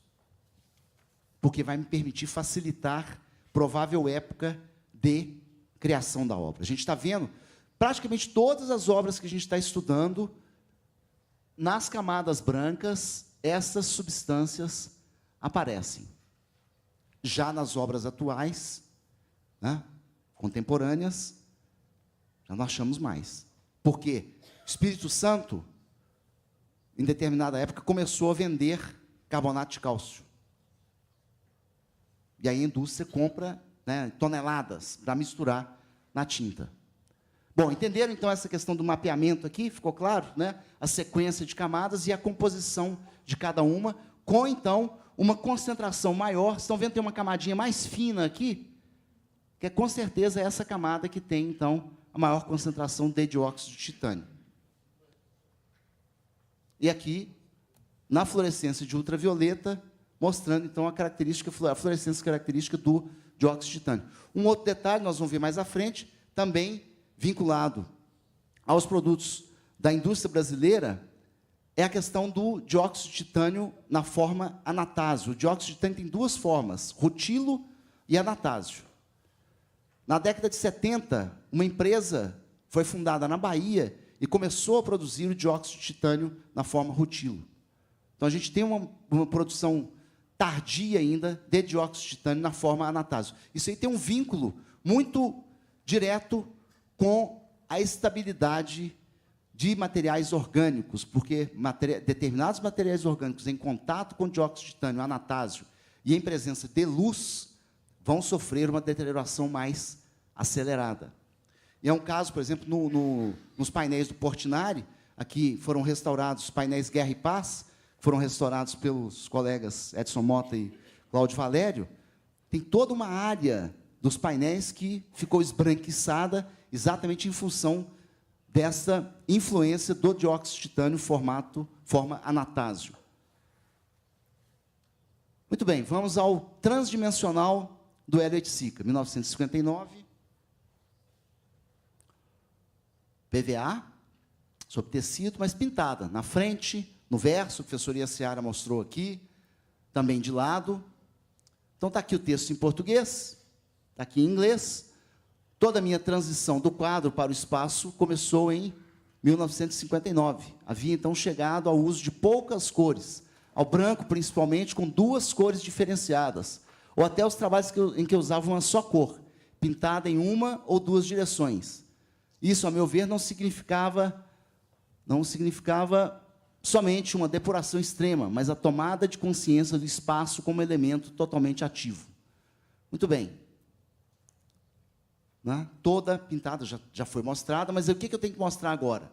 Os cortes, que já foram mostrados, mas vamos ver uns detalhes. Vamos ver uns detalhes dessa sequência de camadas aqui. Olha as estruturinhas aí, elongadas, transparentes, novamente. Isso é algum tipo de caulim, porque o poder de cobertura é muito fraco. Então, ele é transparente, praticamente. Por isso que ele fica de forma mais transparente aqui, mesmo na luz refletida, porque a luz penetra na partícula e é rebatida só lá embaixo quando ela encontra alguma substância com o índice de refração mais alto.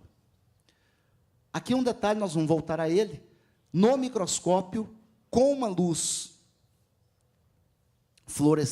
ultravioleta, nós vamos conseguir ver muito bem o óxido de zinco, que tem uma fluorescência muito característica, meio amarelo-limão. Muito bem. A camada de base está ela aqui, tem titânio e tem cálcio, né? Ou uma mistura aí de óxido de titânio com certeza com carbonato de cálcio, pode ser que tenha um pouquinho de sulfato de cálcio. Mas vamos ver a próxima. Oh, desculpe. Aqui. Essa aqui. Já aparecem aí, ó, magnésio, silício, aqui, bário, zinco, enxofre. Ou seja, tem litopônio aqui e tem esses minerais argilosos aqui. A camada de cima, aí já começa a aparecer. Continua um pouquinho de zinco, bário, mas já tem aqui o quê? Os elementos cromáticos. Cromo, chumbo. Nós não sabemos ainda qual chumbo, em qual forma que o chumbo está aí. Se é branco de chumbo, ou se é um óxido de chumbo, isso aí a gente ainda tem que ver, nós temos que trabalhar mais nisso. Mas a origem da cor aqui está vinculada a esses elementos. Veja como que ela é mais laranja, né? Recoberta por uma camada vermelha. Então, vamos para ela. Ok. Cádmio, vermelho de cádmio, que não está aqui na camada de baixo, mas está aqui na camada superior. Né? Então, uma elaboração de sequência de camadas muito bem pensadas. O penetrável Magic Square, aqui de Inhotim, o lá do Luiz Antônio Almeida Braga. As instruções do Hélio Oiticica são muito claras, até no número de camadas, na sequência das camadas, na forma de pincelada, se vertical, se na diagonal, ou se na horizontal, está tudo muito bem escrito. Isso aqui está falado desde o início desse evento nosso, dessa particularidade do Oiticica enquanto um mestre mesmo da cor, com um olhar muito apurado para as cores e também com uma atenção muito apurada para a técnica. Né? E aqui, nesse slide, a gente pode ver o óxido de zinco, aí só no microscópio mesmo. Bom, é um texto muito grande, mas é falando sobre a experiência da cor e sobre o vermelho, né, que dá mesmo essa dimensão dele, né, já quando, porém, a cor não está mais submetida ao retângulo, nem a qualquer representação sobre esse retângulo, ela tende a se corporificar, tornando-se temporal, e aí já vai para as outras experiências que o Oiticica viveu e deixou para a gente. Não vou entrar em detalhes nessas duas obras, mas eu não posso deixar de citar aqui, né, a importância do Décio Noviello. Foi entrevistado por nós, fomos à sua casa no bairro Prado, está com 90, né, 80 e poucos anos, foi muito atencioso com a gente, mostrou lá o seu compressor, né, mostrou seus tira-linhas, as suas ferramentas, comentou com a gente, então está tudo gravado, né, a transcrição das entrevistas também, ou seja, nós temos muito material que está muito bem organizado e que vai dar muitas publicações ainda para o nosso grupo, né, com muita satisfação, porque é o acesso mesmo que a gente tem que providenciar a esse tipo de informação. Mas são as duas únicas obras em nitrocelulose que a gente encontrou. Né? E o Décio Noviello aqui é como se fosse uma oficina mesmo de carro. Né? A forma como ele trabalhava, como ele usava as fitas adesivas, tudo para fazer a pintura. Inhotim passou por uma experiência semelhante agora, pouco, com a restauração daqueles três Fuscas, que eles foram totalmente restaurados agora, e eles tiveram que contratar. Foi um lanterneiro para Inhotim. O lanterneiro ficou residente lá, trabalhando na restauração dos Fuscas, porque ele fez a pintura logo a partir da lata mesmo, que foi toda lixada. Muito bem, uma visão geral dos resultados. Nós temos, do ponto de vista de pigmentos e cargas, ou seja, aquele material mais barato, que é misturado para diminuir o custo da tinta, do ponto de vista industrial, nós temos brancos. No uso intensivo de dióxido de titânio e óxido de zinco, em proporções variáveis. As bases de preparação, às vezes, contêm também óxido de titânio e óxido de zinco em menor proporção, mas também aqui os alumínios silicatos, carbonato de cálcio, dolomita, litopônio como camada final, e também como camada de outras, como componente de outras camadas. Chegamos a encontrar branco de chumbo em algumas poucas pinturas, mas é um trabalho que ainda a gente tem que progredir, inclusive por causa do chumbo que foi encontrado em algumas que a gente não sabe em que forma que ele está. E o dióxido de titânio, na sua grande maioria, o Anastácio, já comentei sobre isso, e esses possíveis marcadores aqui, isso é muito importante para a continuidade do trabalho, em termos de possível localização da obra no tempo. 5 minutos, ok. Muito bem, rapidamente, só para mostrar a tipologia, né, de óleos que a gente encontrou, óleo com cera, óleo com resina, só o óleo secativo. E aqui uma visão geral do que a gente encontrou. Olha, falei com a Maria Helena Andrés, nós encontramos um pouquinho de cera na sua tinta. Você lembra? Não lembro, não. Mas pode ser. Né? Óleo de linhaça, aqui na Marília Janete, óleo de linhaça com resina de breu. Aqui, interessantíssimo, aqui no cubo do Willis de Castro, só o preto é que tinha alquítica. Né? Então, uma particularidade. Né? A Luiz Carvão, óleo de papoula. O verde lilás, só no lilás, óleo de papoula com cera. Então, são particularidades que fazem parte aqui do conjunto de resultados que a gente tem.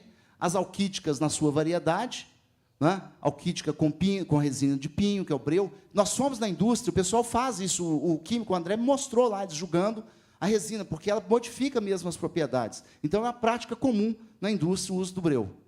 Novamente, a variedade de alquíticas e as obras correspondentes, né? Planos interpostos, vibração ondular. Então, toda essa variedade de alquíticas em função do que o artista queria, em termos de brilho, de textura. Aqui também, né, óleo secativo, alquítica com secativo, alquítica hoje na indústria é feita basicamente com óleo de soja, que não é um óleo secativo, mas pela forma de se transformar, do ponto de vista de custo, para eles é o que é usado em sua grande maioria hoje. Muito bem. O grupo aqui em Inhotim, com colegas de Inhotim, quando na nossa reunião no ano passado, o grupo, né, os grupos, porque aqui são fotos dos grupos da Argentina, do Brasil e dos Estados Unidos, aqui em Inhotim, aqui no Instituto Goethe de Conservação. Né, eu tenho várias instituições que eu tenho que agradecer, obviamente, o SECOR, ao Instituto Goethe de Conservação, ao Instituto Getty Research Institute, Getty de pesquisa, a Fundação Getty, né, o Museu de Belas Artes de Houston, a Universidade de São Martin, nossa parceira, Fernando, nosso grande amigo, Pinacoteca do Estado de São Paulo, Museu de Arte da Pampulha, ao MAN Rio, ao Ministério Público Federal. Esses equipamentos nossos de última geração foram comprados com recursos do Ministério Público Federal, tenho que deixar aqui meu agradecimento a eles, ao Luiz Antônio Almeida Braga, pela atenção quanto das visitas, a ABCA, né, nossa nova parceira, espero que isso com certeza vai dar novos frutos, a gente está muito feliz com essa nova parceria, né, e a todos os membros aí que colaboraram e que participaram ativamente desse processo. Né? Tem técnicos, tem professores, tem gente de fora também, mas que são, né, são parceiros nossos, Humberto, Cláudio Valério, Edson Mota, o Alexandre Leão, que coordenou a equipe de documentação, Célia e o Zezinho, que são técnicos lá, e os mais novos, né, tem a Mariana, que está aqui, e o Vitor, que se juntaram recentemente ao grupo, que com essa nova fase do projeto vão continuar trabalhando com a gente, né, Vitor? E, olhando para frente, temos aqui já o anúncio, já está fechado a inscrição, mas em outubro desse ano nós vamos trabalhar com um workshop de pinturas acrílicas, de limpeza de pinturas acrílicas. Vai ter um workshop na Argentina e vai ter um workshop aqui no Brasil. Essa é uma foto do grupo reunido, discutindo lá no Museu de Arte da Pampulha, né, uma das paredes do Museu de Arte da Pampulha, e eu termino aqui a apresentação com essa obra do Amilcar de Castro, e deixando aqui uma pequena mensagem, né, que para a nossa realidade política hoje acho que faz muito sentido, né? Vamos, e numa tradução poética, acho que a gente está construindo pontes e abrindo passagens. Muito obrigado.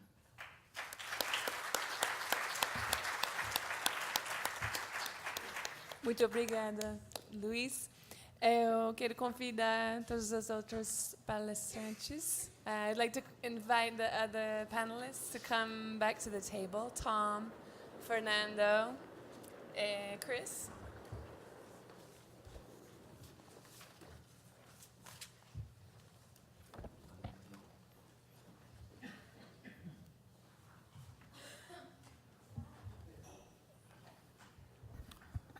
Eu quero aproveitar para agradecer aos nossos estudantes que estão sendo aqui fundamentais para que tudo funcione perfeitamente. E também já fui lá conversar com o pessoal da tradução, né? Vocês estão de parabéns. A gravação é uma empresa já antiga de tradução que a gente trabalha com eles, acho que já tem uns bons 20 anos, mas receberam vários elogios. Então, queria deixar aqui o testemunho da qualidade do trabalho. Muito obrigado.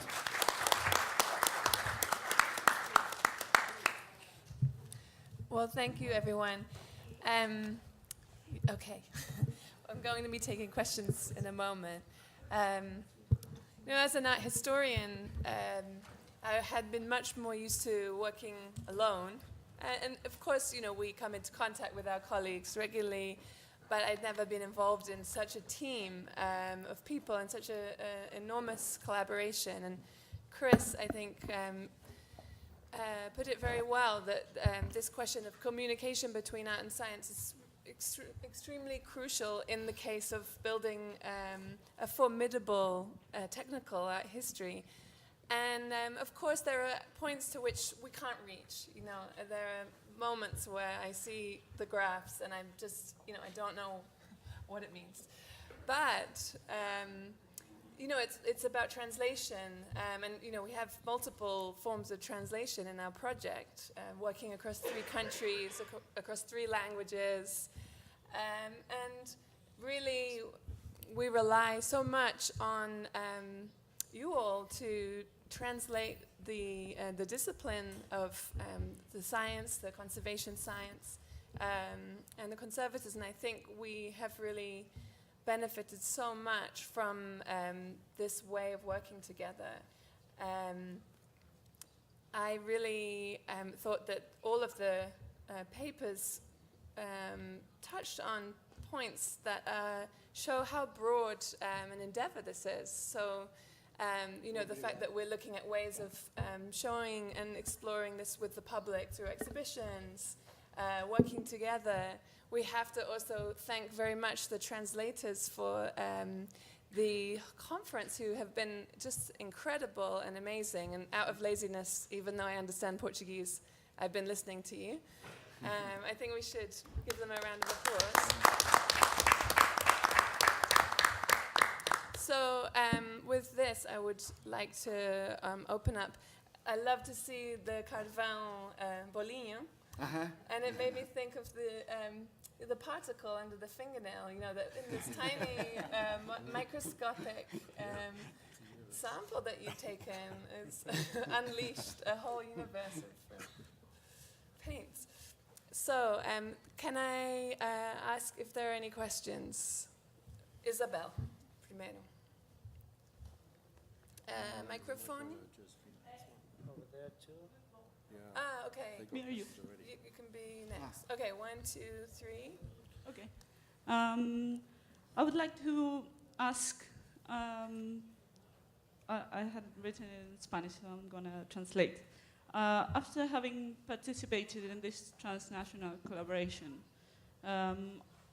and considering the local realities of each, Brazil, Argentina, and the States, I would like to know, where do you stand now? Where do you put yourselves now? What's the before and after this research? And what does that mean? And how do you see that things will continue to work in your own countries? That's it. I think you should go first. No? I think it's one of you two. Okay. Yeah. No sé por qué tengo que ir yo, pero los jefes lo dicen, yo voy. ¿Sí? Yo te puedo decir desde el punto de vista de nuestro equipo, y debería aclarar que es mi perspectiva, algo mostré en mi presentación, y es que había diferencias en cuanto al desarrollo de cada línea, en cada campo, ¿sí? En cada país. Uso como ejemplo lo que había mencionado en la presentación, que es la historia de la industria. Acá en Brasil estaba mucho más desarrollada, ¿sí? Sobre todo la historia de la pintura. Entonces eso fue un buen aliciente, un buen empuje para nosotros, nos planteó un lindo desafío, y eso creo que nos llevó ahora a tener una idea un poquito más profunda de lo que estaba pasando en el país. Después, otra cosa es tener, que mostraba acá, los resultados de, por ejemplo, el tipo de pintura que se usó en Argentina. Cuando ves eso y ves la variedad que se usó acá en Brasil, los resultados de cada equipo se empiezan a potenciar, ¿sí? Puestos en ese marco más grande. Entonces se pueden sacar conclusiones que van mucho más allá. Entonces ya empezar a preguntarte cosas como las que decía en la presentación. Si había disponibilidad de materiales en ambos países, ¿sí? ¿Por qué las decisiones de usar materiales distintos sucedió, ¿no? Entonces, esa cosa. Y lo bueno es que así como interactuar en cada equipo de una manera interdisciplinaria, te empieza a plantear preguntas que estoy casi seguro no hubieran nacido de la misma manera en cada una de las disciplinas de forma independiente.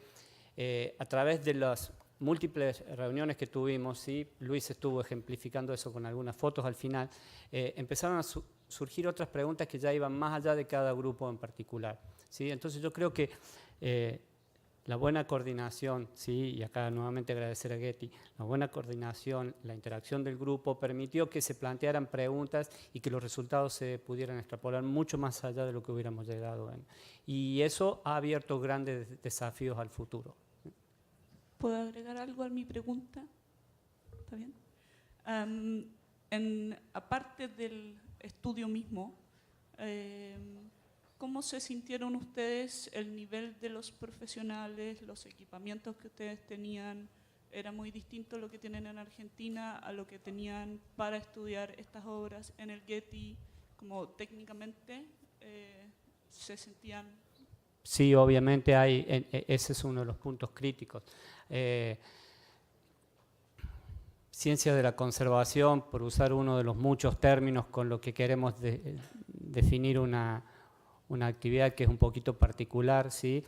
Ciencia de la conservación, arqueometría, collection research, hay muchos términos dando vuelta. En Argentina paradójicamente está un poquito más rezagada, ¿sí? Digo paradójicamente porque uno de los primeros lugares que nace es en el Louvre, ¿sí? Los laboratorios del Louvre, y se hacen con fondos argentinos, ¿sí? 2 argentinos donan los fondos para que el Louvre monte el primer laboratorio, ¿sí? Esas son cosas increíbles de nuestros países. Entonces, hoy por hoy estamos tratando de nivelar, así como hemos nivelado otras cosas, nivelar eso. Pero es cierto que la diferencia existe, ¿sí? Sí. Y en eso, nuevamente agradecer a Getty porque si bien esta situación es particularmente cierta en Argentina, porque incluso en Brasil pudimos ver en la presentación de Luis, la situación analítica es mejor. Entonces, particularmente en Argentina eso es cierto.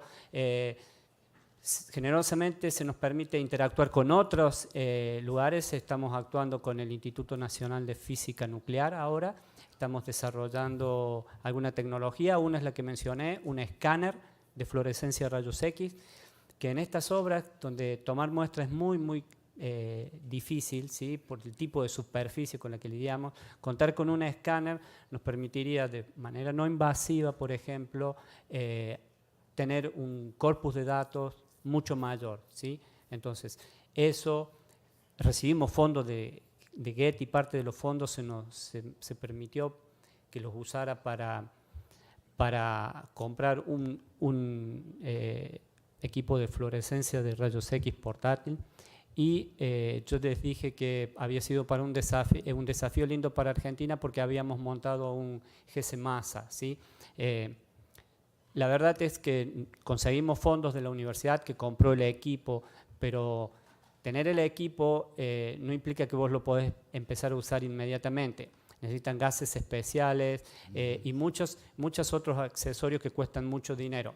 Entonces, parte del dinero del subsidio de Getty fue destinado a poner ese equipo en marcha, ¿sí? Entonces, eso también fue muy bueno, ¿sí? Porque empezó a nivelar eso también.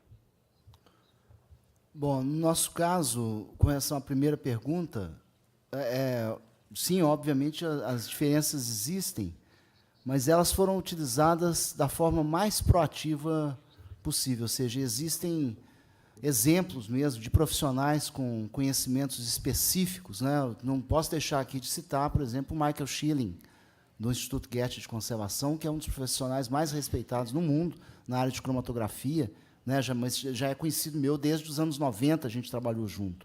Então, a gente pôde reviver, né, encontrar, trabalhar junto novamente, Hiran Kanjan, Joy Masuri, que são profissionais que têm no seu trabalho, mas há uma diferença. Aqui no Brasil, né, o jeitinho brasileiro, de uma forma positiva, também existe. A gente tem que se virar com, sabe, o microscópio que nós temos de microscopia de luz polarizada no laboratório, ele é da década de 80.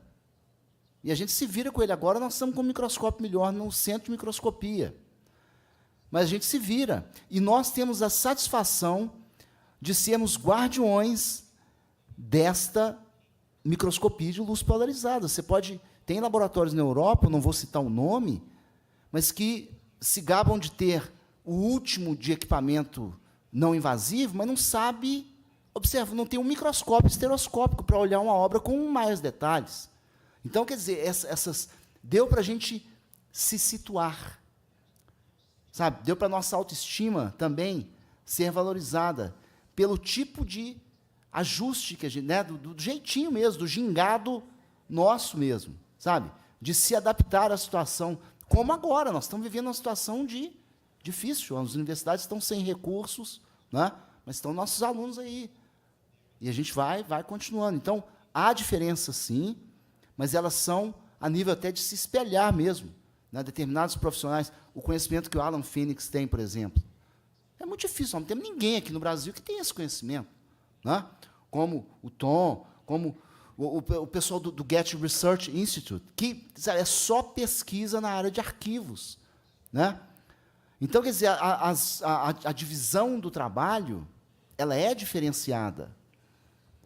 E a gente aqui se ajusta, né? Tem uma história que eu queria contar aqui, que é o seguinte: para se levar abóboras para o mercado, em Minas Gerais, se diz o seguinte: se você colocar no caixote e colocar os caixotes no caminhão, chega tudo estragado. Você colocar as abóboras todas lá dentro e mandar o caminhão para a feira, elas não vão estragar. Então tem um pouco disso aqui também. E a gente, sabendo usar, dá para manter o caminho. Can I just respond to that just very quickly? The Getty is an extraordinary place, and of course the financial part of what we can offer as Unworking is an important part of this. I think, but I do think we wouldn't have wanted to enter into this collaboration if we felt the moment we walked away it would just stop. So it did, I think, rely on the initial grant from the Getty Foundation to help both labs for 2 years. That's stopped now, and I think, you know, some equipment is expensive, but you saw the work these guys are doing. They do very well with an old microscope and a portable FTIR. You have GCMS. It's not the same, but it's not so dissimilar from when I first started at the Tate, some 25 years ago perhaps, where we had an old microscope and that was it. And I had to borrow a GCMS off a second, third-hand university GCMS, and you just start. And I think what Fernando said is very true as well, that we've done a lot of work on all kinds of paints, and you understand what they are, and you speak to manufacturers, the artist paints, industrial paints, you collect your samples, you paint them out. And when we started working on the Cisneros works, we had no reference collections, so we would find something, but we had no idea if it was unique, if it was typical, if it was how it fit into the context. So this part has been really, really nice, and it's 2 years into forever. So to me, it feels very good. And we're just talking about the science here. Of course, this collaboration relied on art historians, curators, and that hasn't been a problem. It really hasn't. There's been very, very high quality people. And just one last comment, I always remember going to see the scanning electron microscopy lab in here. 14, 15 separate instruments. The Getty doesn't have that. I mean, there's some time where you find extraordinary resources in countries where you might not think they're there.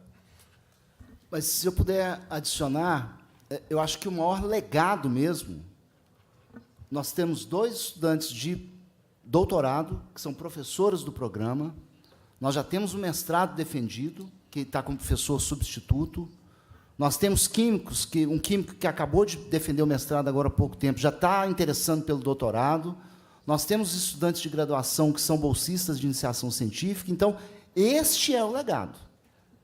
Porque aí, daqui a alguns anos, nós já estamos em outra, e o pessoal está aí. Acho que esse é o maior legado, é o que está nos nossos relatórios para a Getty Foundation. Acho que esse é o valor agregado maior em recursos humanos.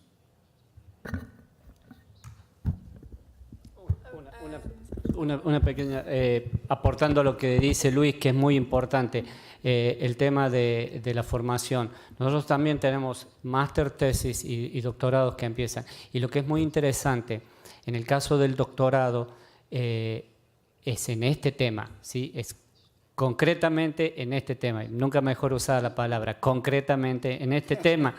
Y la persona que está haciendo el doctorado ha recibido una beca por 4 años de CONICET, que es nuestra agencia de promoción científica. O sea que de ahí estamos avanzando un paso más. Estamos introduciendo dentro del Sistema Nacional Científico estos temas.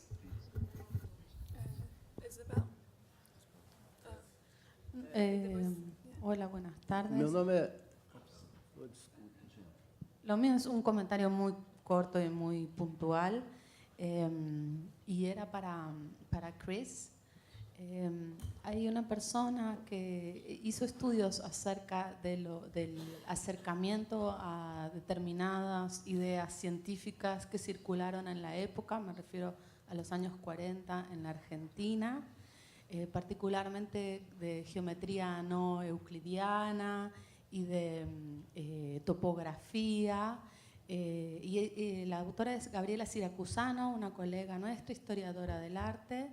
Yo conozco algunas de sus publicaciones en castellano, pero puedo averiguar si también tradujo algunos de sus textos al inglés, porque me parece que pueden ser interesantes para tu trabajo. Thank you very much. And it doesn't have to even be in English. My colleague speaks Portuguese, and we have other colleagues that speak Spanish. So whatever you have, please send it my way. I'd appreciate that. So let's exchange information. Meu nome é Fernando.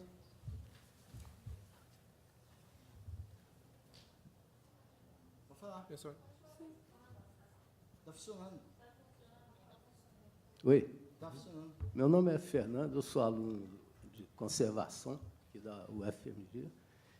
E o Tom falou na questão de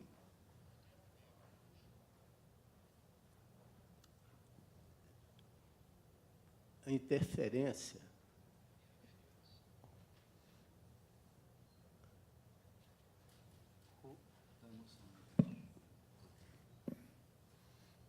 desculpa.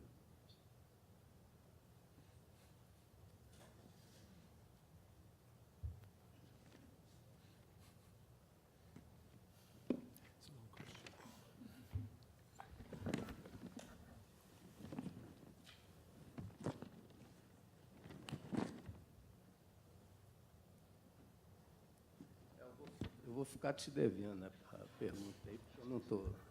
Está emocionado, Fernando. Tá bom. Obrigado, desculpa. Parabéns para você. Eu estou admirado de estar aqui presente. Obrigado. A minha não é uma pergunta propriamente dita, mas eu queria reafirmar um ponto que foi tocado pelo Cris do MOM, nosso companheiro Cris, e o Tom Lerner. Os dois tocaram um ponto importante, que é um pouco a história dessas técnicas, de onde elas vêm. Porque eu acho que muitas pessoas aqui sairão com a ideia de que foi no concretismo que foi usado a primeira vez o soplete, por exemplo, falei mal o soplete, a pistola, né, a pintura de ar, e também as tintas industriais. E o Tom mostrou muito bem que o Pollock já usava, o Cris mostrou também a utilização, o interesse do mexicano, do Siqueiros, pelo esmalte sintético. E nós sabemos que os mexicanos, eu acho que faltou um pouco alguém falar sobre isso, viu, Luiz? Mas nós sabemos o tanto que os mexicanos usaram a tinta industrial e a pistola de ar, a pintura a ar, usaram muito. E antes disso, eu tenho um catálogo em casa, da Casa Cavalier. Casa Cavalier é uma casa especializada em pintura artística no Rio de Janeiro. Pintura artística, não era loja de ferragem, era pintura artística. Nesse catálogo de pintura da Lefranc, tintas Lefranc, tintas inglesas, telas e tal, tem à venda o soplete, a pistola. Sabe para que eles vendem? Para rebatimentos de tinta. Quer dizer, para você fundir tinta e pintar grandes painéis. Os pintores de painel, já na época, em 1920, 20 e tantos, quando faziam uma grande área de céu, eles já usavam isso. Eles já usavam a pintura pistola. Quer dizer, isso não é uma coisa nova e não é uma coisa introduzida pelos pintores concretos, não. Isso vem muito antes da pintura concreta. Vem muito antes. Isso é importante dizer, que já é faz parte dessa, digamos, era tecnológica que o mundo inicia ali na virada do século XIX para o XX. Nós vamos ter chance de explorar esses aspectos agora, na continuidade do projeto, porque a expectativa é exatamente essa. Belo Horizonte tem muitos edifícios. Belo Horizonte foi inaugurado em 1902. E vieram os italianos para cá. Então, nós vamos ter chance de pegar vários, e tem livros muito bons já, falando dos profissionais que trabalharam nesses prédios. Então, a ideia agora é a gente partir para campo, para tirar amostras desses prédios, e tal, para poder ver essa história. Na pintura decorativa usavam muito. Exatamente, na pintura decorativa. Só para acabar essa minha palavrinha aqui, é o seguinte, esses pintores da época, dos anos 40, por exemplo, eram já assediados para usar a pistola em pintura. Tem uma história com o Portinari que eu gosto muito, que é uma história que eu acho que ilustra bem, um crítico de arte, com essa coisa da modernidade e tal, falou para o Portinari, você é um pintor moderno, você tem que fazer como os mexicanos, você tem que pintar pistola. Portinari, que não usava pistola, o Portinari pintou de uma formação mais tradicional, tecnicamente, né? Pintor moderno, mas com uma tradição de escola das artes. Ele falou, mas o que você acha melhor? Um poema escrito à máquina ou a caneta? Então, mas existia na época essa pressão, as pessoas usaram pistola. Yes, perdón, sí, solo un comentario.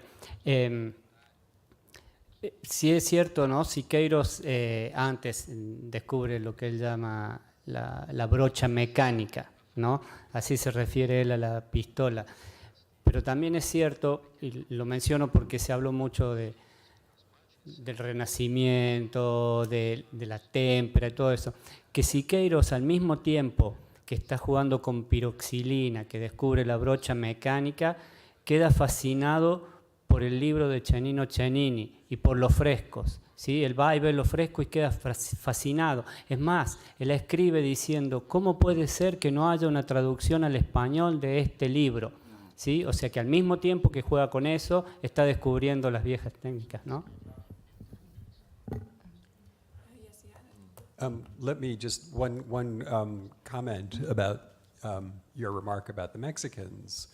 And for them, their new renaissance was in the mid-1920s when the Secretary of Education underwrote a lot of artist projects, and those were specifically to travel all over the world and bring back information, learn about the old masters, but the charge they were given was not to import these traditions, but bring them back and make them Mexican.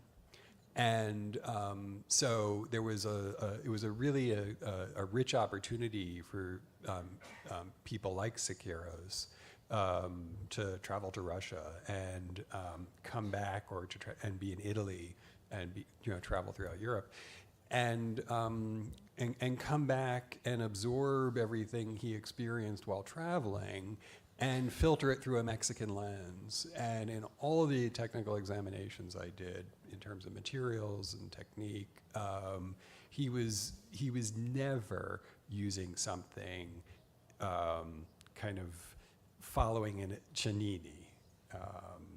He was only doing that extremely loosely. So it was an inventive time. And so the rationale being by the mid-1930s, that had fully ripened.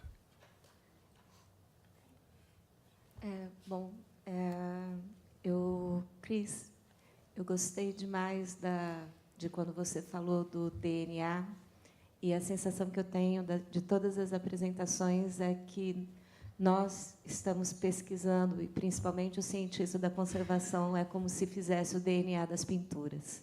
Então, eu tenho muito essa relação. Acho que vocês fazem um estudo de profundidade para além daquilo que está no fenótipo, na superfície, no estereótipo, né? Aquilo que está escondido, e esse oculto é muito importante.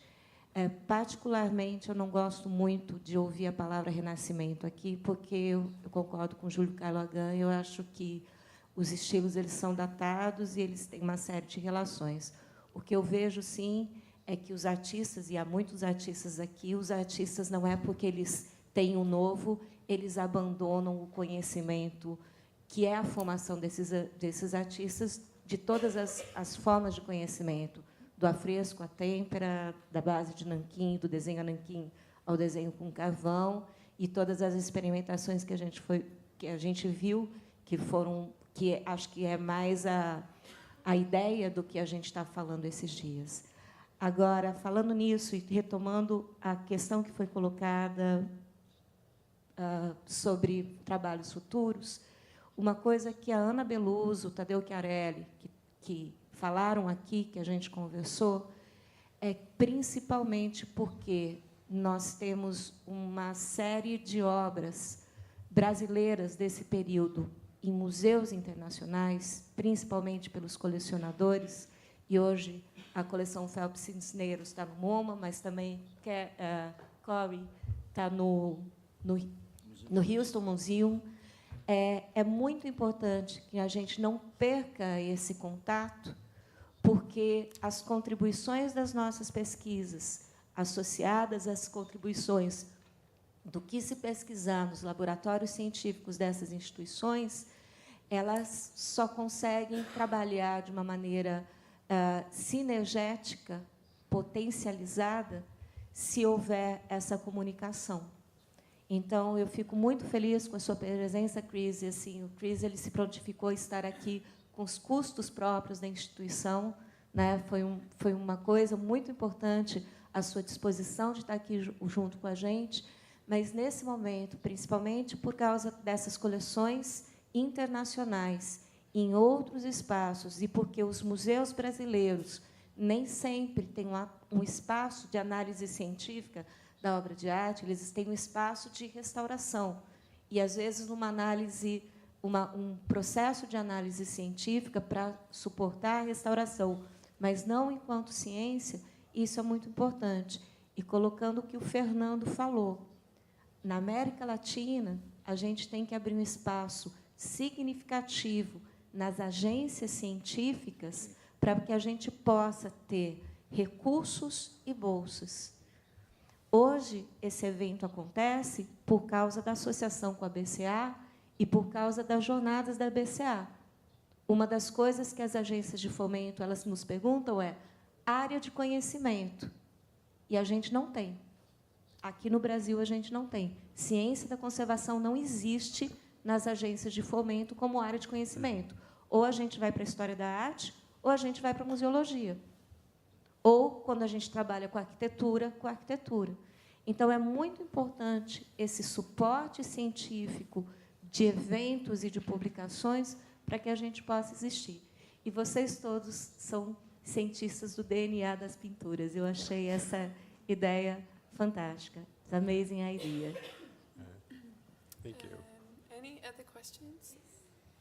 You want to respond? Well, thank you for that very kind statement. The museum has a very long history of maintaining engagements around the world. The scientific department is relative to that young. I joined MoMA in 1999. But the International Council at MoMA, which dates back to the founding of the museum, has been very supportive of my traveling.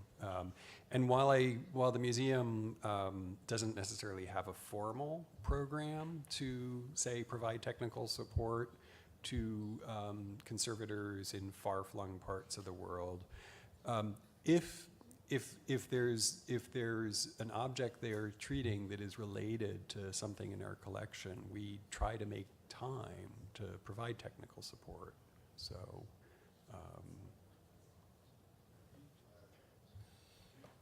Corey has her hand bolt upright. Yeah, it's going to be good.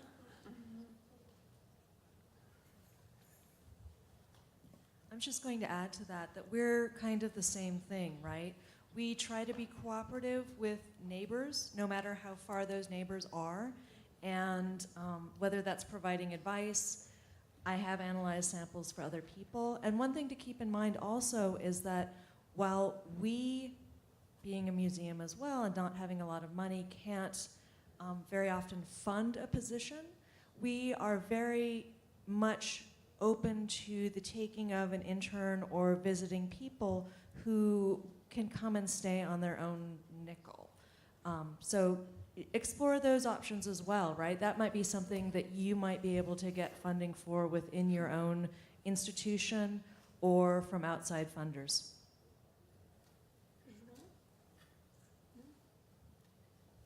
Anyone else? I have one comment for Chris also that Arturo, the magazine that everybody talks about, or no one can resist talking about, was named after a new star that had been discovered in 1944, and there was definitely this sort of cosmological imaginary at play, which I think relates a little bit to what I asked Isabel yesterday about where the concrete and the virtual find one another in these works, and that there's also this reference to the kind of grand expanse of the mind of the artist within their time.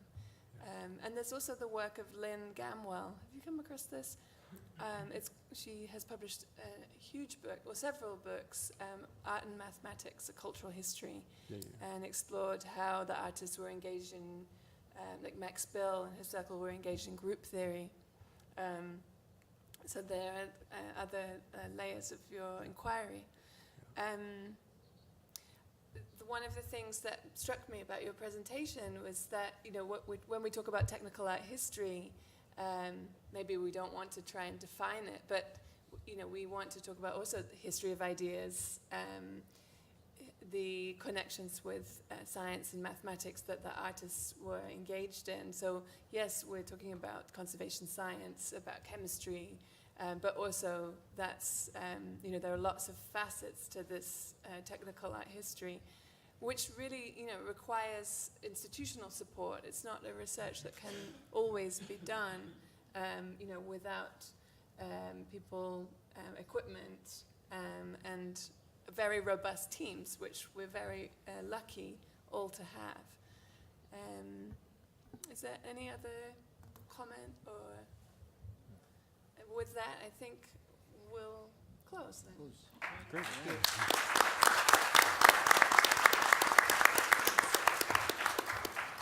Should we ask the translators to Thanks for sharing. take a bow? Yeah. Luis, do you want to ask the translators to take a bow? The translators to take a bow. Take a bow, like a thank you. Yeah.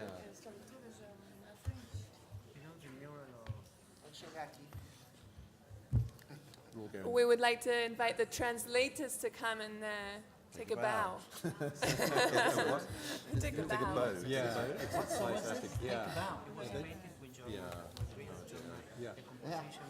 Maybe better frame change.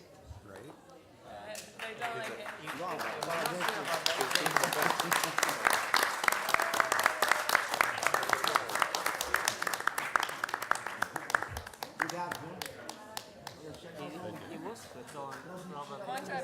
But that's the point. If you use it, you don't make that. Yeah.